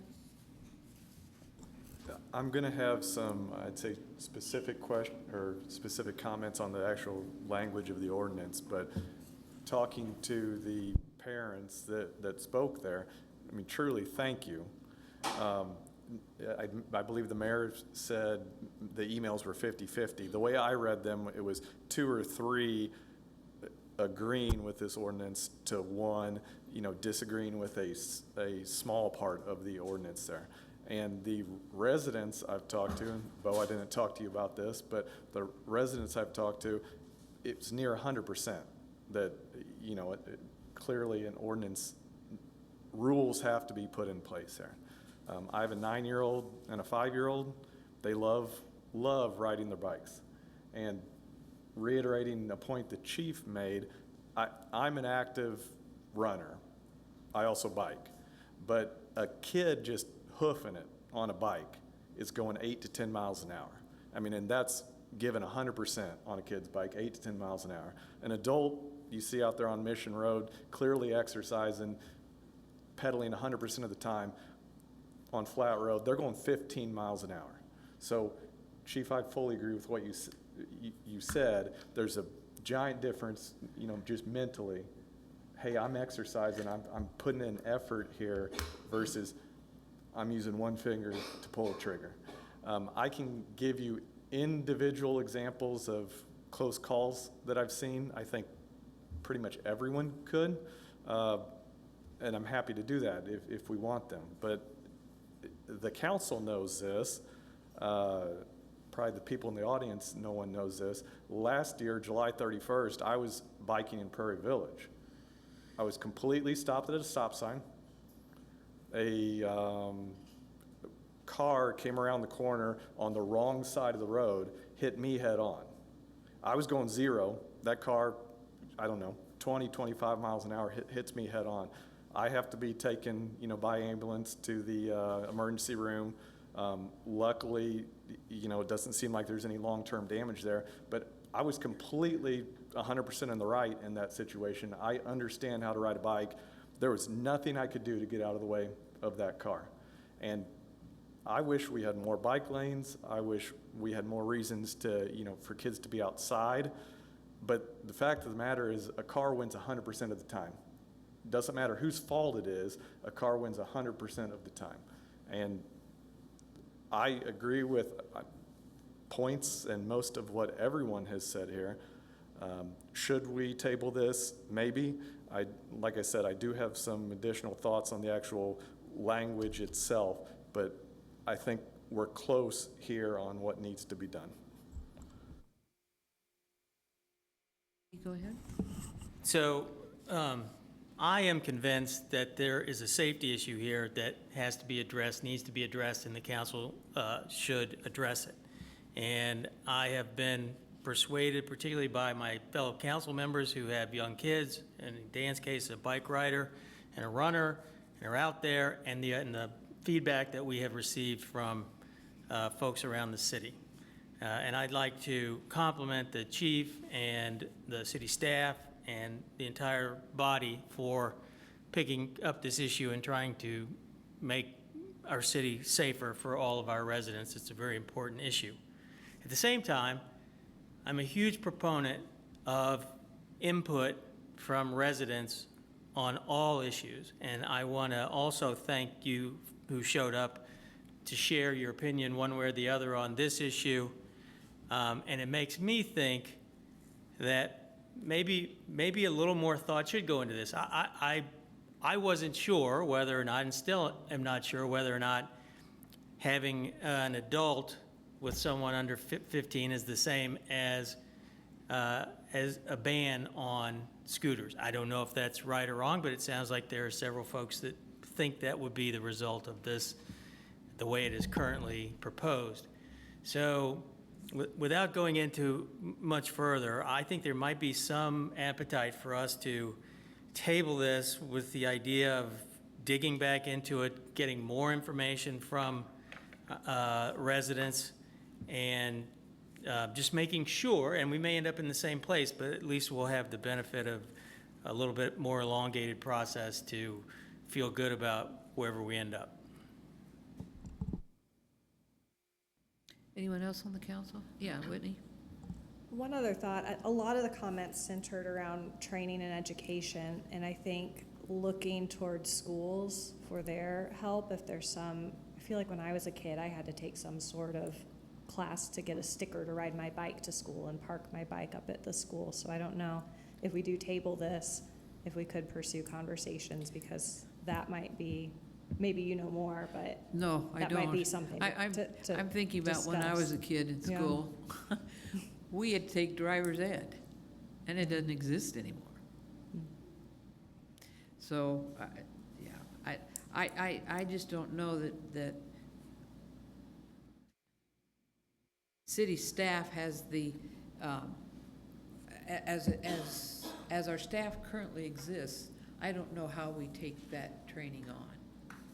Because it's not just a one-time thing.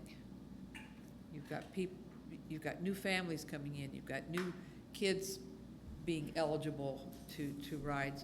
We got to work through all that.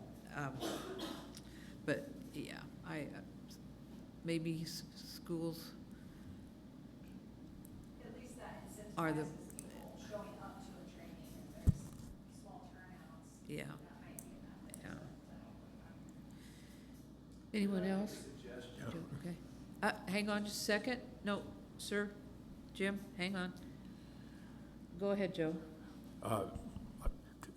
Batting six gives me a disadvantage because my fellow councilmen have covered a lot of what I was going to say, so the best I can do is maybe reiterate some of the high points, and one, of course, is the overriding concern about public safety.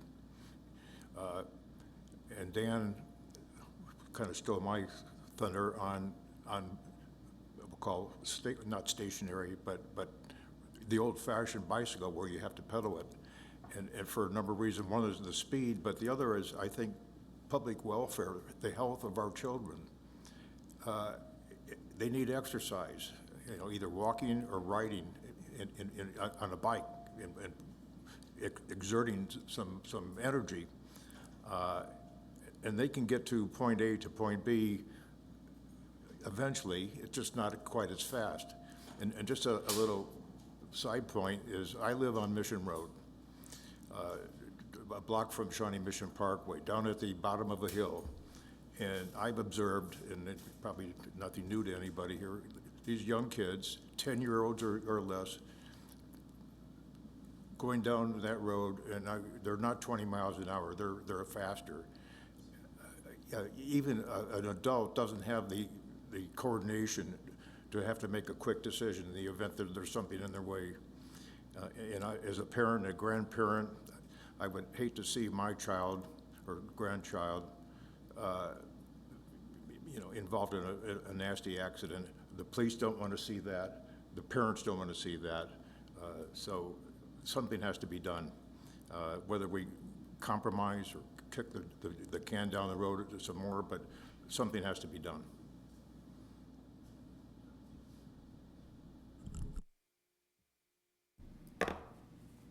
Anyone else? A lot to think about here. Brain's going. Dan? Are we ready to move on to talking about the actual ordinance?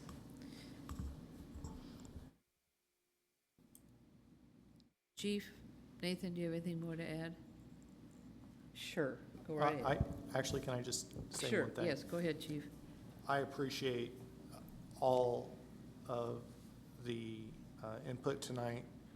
I just want to say it out loud that I do have a concern and it is a safety concern. If we don't address this sooner than later, I feel like we are leaving a gap where something bad could happen, and I don't want that at all. I believe even in Dan's example of wasn't doing anything wrong, and it wasn't his fault. He didn't ride into traffic. He was just sitting still. If that was a child, I would much rather have an adult there with that kid than that kid just being underneath the car like David.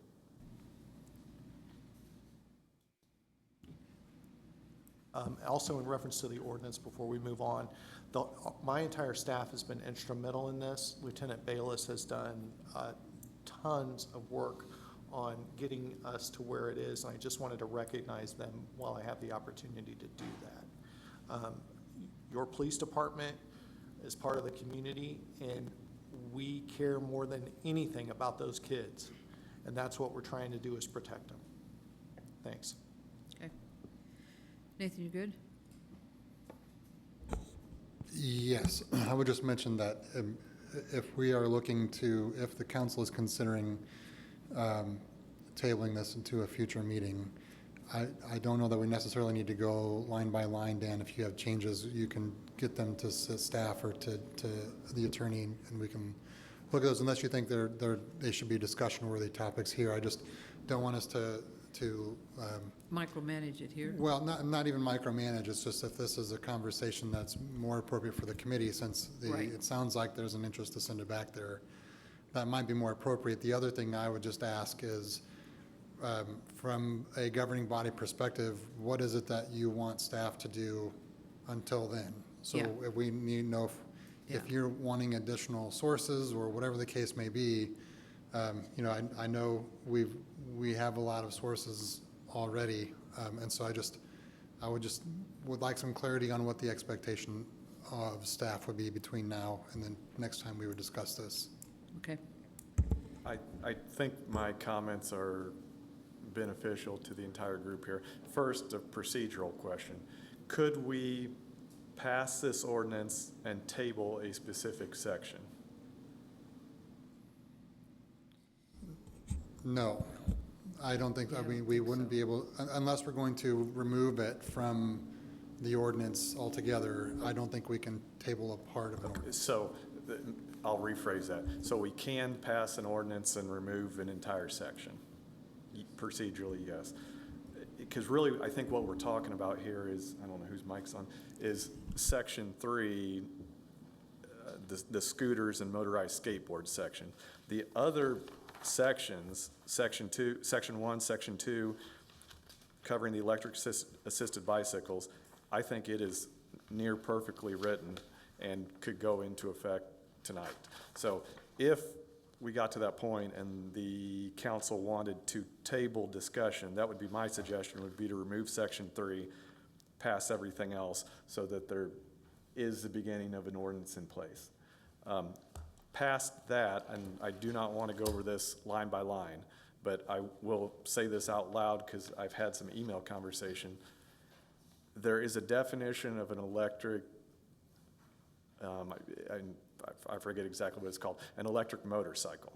And I do not think that's addressed in this ordinance right now, but I think maybe we believe it's addressed just by the, you can tell me the right words here in a second. But if you go to, Mission Hills in particular, 60–80% of what you see over there, electric vehicles, are actually electric motorcycles.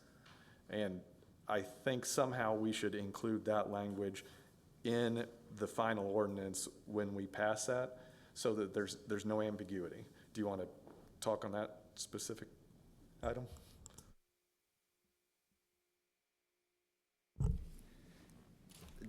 Thank you very much, Councilman Bailey. Yeah, and you have absolutely raised this issue. It's a challenging one, kind of drawing the line in the sand between what is an electric bicycle versus what is a motorized bicycle versus what is a motor-driven cycle versus what is a motorcycle, which are all things.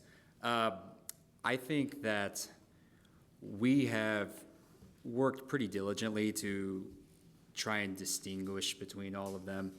And I think that I can absolutely kind of get to the specifics if there are specific things. We could also do it. Yes, I'm happy to talk to the specifics. So, Well, yeah. let me say it a different way. I believe the intention as it's written now is what I would call an electric motorcycle. The ones without pedals on them would fall into Section 3, the electric assisted scooters.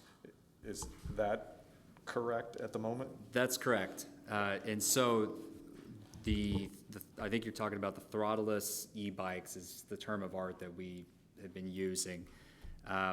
And those would fall as drafted in this ordinance. They would fall in as Class 2 electric assisted bicycles up to a certain power threshold. Once they cross that threshold, which is outlined in the definition as being a battery of 750 watts.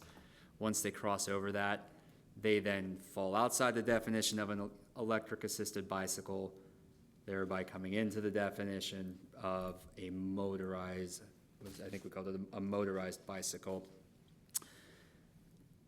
So yes, that is the intention. And I believe that's how it's drafted. If we go back to it, we could absolutely, we could add more language and pin it down further, but that is the intent. Okay, thank you. Okay, I'll stop my comments there. Nathan, to be clear, we cannot just remove a section. Did I hear that incorrectly? You cannot pass the ordinance in whole, but table a particular section. You would have to remove that section before you would vote on it. Essentially eliminating, so Section 4 would become Section 3. Okay, As we you'd can be do that. eliminating the current We section. can change the, I mean, there would be no reason why we couldn't do that if that was change the will of the the council. we Yeah, can do that. Okay. We've amended, not very often, but we have amended proposed ordinances Right. from the dais where we've either Right. changed a word or taken out a whatever or added something in. We have done that in the past. Right. And I will comment, Dan, on, I called Jim up and asked him, because I was having trouble figuring out where did certain things that I've seen or ridden on in the past fit within our definitions, and some things, I said, where's this? Is, well, that's not in here because it's already in the STO, the Standard Traffic Ordinance. It's already in there. It's not in here because it's already in the big STO that's how many pages and sections long. You might know, I don't know. It's too dang long. We adopt it every year, but only with our changes, and those aren't normally very big. So a lot of the stuff is already dealt with outside of this. This is sort of, in my mind, trying to cover what's not covered. But again, I think we do want to make sure that we have a good discussion to make sure we are covering everything that we think needs to be addressed. And whether we pass sections 1, 2, and 4 tonight with an amendment to delay section, where we talk about Section 3, I'd be tempted just to, with all due respect, Chief, just delay the whole thing so we can make till next month. It's 1 month. So we can, I don't want to ask for a lot of staff time, but I just want to go through, the ordinance again. Unfortunately, I left it in the car, so I don't have it right in front of me, to see how it reads in light of what we've heard tonight, but also the emails we've received, and just the non-email residents calling up and saying, you got to do something, to make sure we're addressing the you got to do somethings appropriately. And again, train, I don't know how we as a city train our parents to be good parents.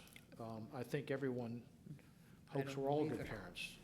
Yeah. Sometimes we don't do as good a job as we should, but it is a parenting issue.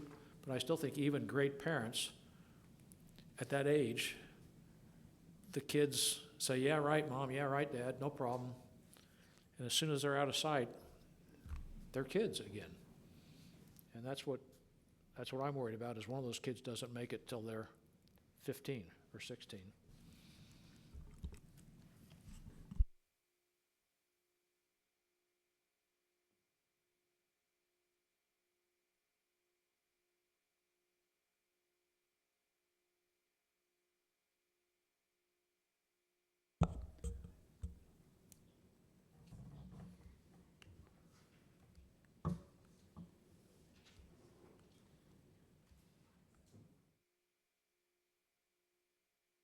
Mayor, I might make a recommendation that if it's the will of the majority of the council for this to be further reviewed, a motion to remand it back to the Administration and Finance Committee would be appropriate, rather I than, would rather do that. yeah, rather than but tabling it. I'm Yeah. sensitive to the chief's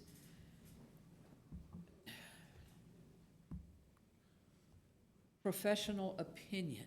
Yeah. That the sooner we get something out there, at least to protect some, I'm sensitive to that. I think I agree with you. I think the whole thing ought to go back if we're gonna do, rather than pull out a section, but I'm very sensitive to his professional opinion. Well, and I want to be clear too, I'm supportive of the chief as well. But if the council's not in a position where the majority feel comfortable moving this forward, then I think the appropriate thing would be to remand it back to committee.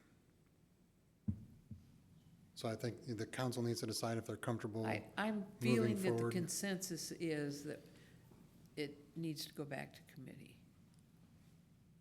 Move your heads, guys. Tanya? I've appreciated all the discussion, and I know every rule is a barrier. I know that. To me, I have to look at whether or not the rule is unreasonable. I really appreciate staff in their presentation, the urgency, how thorough. I'm convinced and I support how it's written, and that's what I said in the, the finance and administration. I so appreciate how you all were so nimble to get this ready for us, because we said yes. We have integrated other input tonight. I don't anticipate changing my mind. I support how it's written. I feel the urgency. I think it's the right thing to do for Fairway. I know we're not other cities. I also appreciate that there might be other options to consider. Ultimately, I don't think that I'll change my mind, and I didn't speak up earlier, so I just wanted folks to know that I'm ready to support this and ask for everyone's support for this now. It matters tonight, it matters tomorrow morning. So I support it as written. Certainly if the will of the council is we need to work on it more, I'll support that dialogue too. Kellyanne? I respectfully disagree right now, Tanya. I think we just need to, and I am so supportive of the police and Chief and Mandy. I know how much work you did on this, but I think we need to just step back a little, go over it one more time, feel better about it, because a lot of us we're sitting on the fence. We want to do it, but we want to make sure it's the right thing and it's covering everything correctly and not overstepping our bounds. So I think we should vote to table this ordinance until next month. Thank you. No one on the council will like this suggestion. I am not averse to having we can't talk about it in tonight's executive session. I'm not averse to getting some more information. If we don't want to wait a month, I'm not averse to you calling a special city council meeting in a couple of weeks, once we have a little more answers to a few questions, and taking it up then. Because I am sensitive to this, Chief, I don't want, but my sense is, Tanya, is we pass it tonight, we don't pass it tonight, the word's not going to get out tomorrow. I think one of the most beneficial things, though, about getting this on the agenda is we have, for us, a relatively full council chamber, and we've started a dialogue, we've started a discussion, we've started the education process. And now if we can get that to sink in a little bit, that'd be great. But I'm happy. I just feel uncomfortable going forward tonight, but I'm not averse to having a special council meeting to take this up. Okay.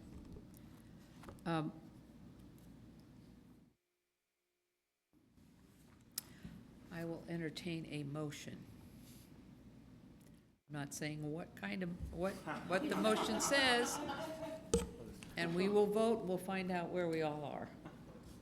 Mayor, I move that we table item D on new business ordinance number 1833 to the administration committee for further consideration, and that we either take this up again at the next regularly scheduled council meeting, or we take it up at a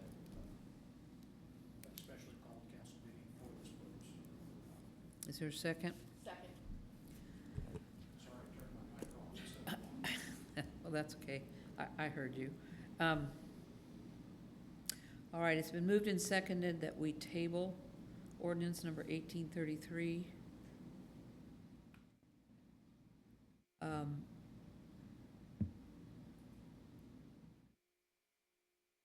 I'd like to make a comment before I ask for a vote.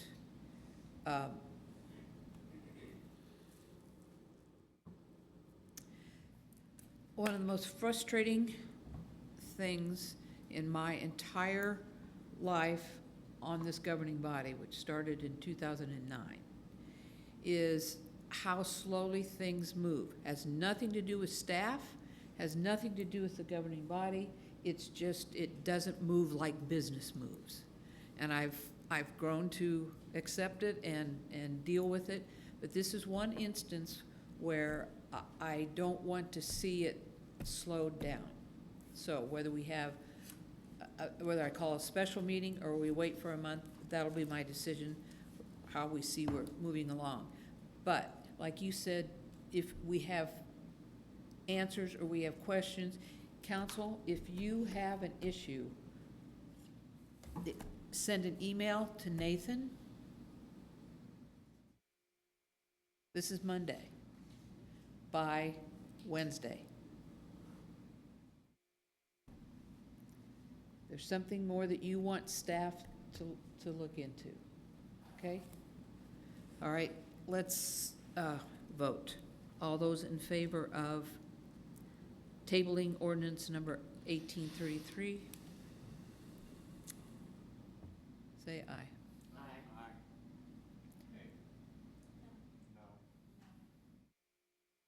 One, two, three, four, it's tied. No, it's No, not. it's not. We have an odd number here. 1, 2, 3, 4, and 3 want to Motion- table it. Motion failed. Motion failed. I'm sorry, Jerry, I keep forgetting you're not here. Okay, motion failed. All right. Mayor, I Yes. move we approve ordinance 1833 as written. And I can read that ordinance if I need to. It's an ordinance related to the regulation of traffic within the corporate limits of the city of Fairway, Kansas, incorporating by reference the standard traffic ordinance for Kansas cities, 52nd edition, with certain additions, amending and repealing existing section 10-19 of the Code of Ordinances, City of Fairway, Kansas, repealing section 1 of Ordinance 1814, adding sections 1067 and 1068 of the Code of Ordinances, City of Fairway of Kansas. Second. All right, it's been moved and seconded that we approve ordinance 1833 as written. Can I do a roll call anytime? Guess not. Okay, all those in favor, aye? Aye. Three ayes? Let's, Tanya? Yes, aye. Joe? No. Lee? No. Kellyanne? David? All right. I'll try. Huh? I'll try. Okay, with the result is, now, don't turn yours on yet. The result is 4 no, 3 yes. So it fails. Go ahead. Dan? Mayor, I move we approve ordinance 1833 as written with the removal of section 3. I second that. Okay, it's been moved and seconded that we approve ordinance 1833 with the removal of section 3. Can we state again what section 3 is before we vote on Yes, this? that's the one with the age restriction of 15 on scooters. Section 3 is the entire section Yes. relating to electric scooters and motorized skateboards. All right, we'll start with Whitney this time. Yes? I second. Yeah, it was seconded. You're a yes? David? Yes. Kellyanne? Yes. Lee? Yes. Dan? Yes. Joe?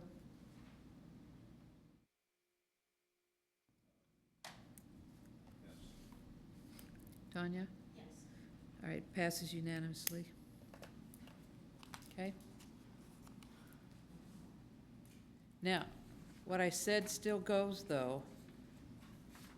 Your comments to Nathan by Wednesday concerning Section 3, so that this is not delayed in anything that's unreasonable. Before you leave, halt. Thank you all. This is a very emotional issue, a very dangerous issue. It just, public safety is foremost to this governing body. Thank you for taking the time to come. I know it's late, but it's very, very important, and we always want to hear from you. And if you can't make it to a meeting, send us an email. Let us know what you're thinking. That's very important. I will always share with you what I'm thinking. I would like that in return from you. So now if you want to leave, go ahead and leave. All right, we will move on to new item, Business E. Consider ordinance 1884, an ordinance relating to the regulation of dogs and cats within the corporate limits of the city of Fairway, Kansas, amending and repealing existing section 4-32, 4-34, and 4-40 of the Code of Ordinances, City of Fairway, Kansas. Nathan? Mayor, there have been no additional changes since the Administration and Finance Committee meeting, and I'm just realizing now that we did not have a red line version of these changes in the packet for you, but again, nothing has changed since we met as a committee at the end of August. Okay. All right, is there any public comment on ordinance 1884? Nope. Anyone online? Okay, council, any discussion? Is there a motion? Tanya? Mayor, I move we approve ordinance 1884, which is the ordinance relating to the regulation of dogs and cats within the corporate limits of the city of Fairway, Kansas, amending and repealing existing sections of 432, 434, and 440 of the Code of Ordinances, the city of Fairway, Kansas. Second. Been moved and seconded that we approve ordinance 1884. All those in favor, aye. Aye. Opposed, no. Passes unanimously. All right, governing body comment. During this time, members of the governing body will be given the opportunity to speak about matters related to the city. No formal action will be taken during this time. Any comments? Are we all talked out? We're all talked out? Okay, moving on. Is there any public comment for items not listed on the agenda? Nope. Okay. We'll close public comment. Next, I will entertain a motion for executive session. Please know that no action will be taken during or after the executive session. So when we leave here to go into executive session, we will come back at the appointed time and immediately adjourn. So in other words, you won't be missing anything. Tanya? Mayor, I move that the city council recess into executive session to obtain legal advice related to the terms and conditions of a potential development agreement for a project located at 2820 West 53rd Street in Fairway, Kansas, pursuant to the attorney-client consultation exception, KSA 75-4319B2. The executive session will include city attorneys Jim Mosselman and Todd LaSala, and City Administrator Nathan Nogelmeyer. The open meeting will resume in the City Council chamber at 9:50. Okay. Is there a second? Second. It's been moved and seconded that we adjourn to executive session, returning at 9:50. All those in favor, aye. Aye. Opposed, no. Passes unanimously. we've got 45 minutes. Mayor, we're going to cease transmission because there won't be any additional action, and we do need the council to scurry upstairs because we do need the full 45 minutes. Scurry.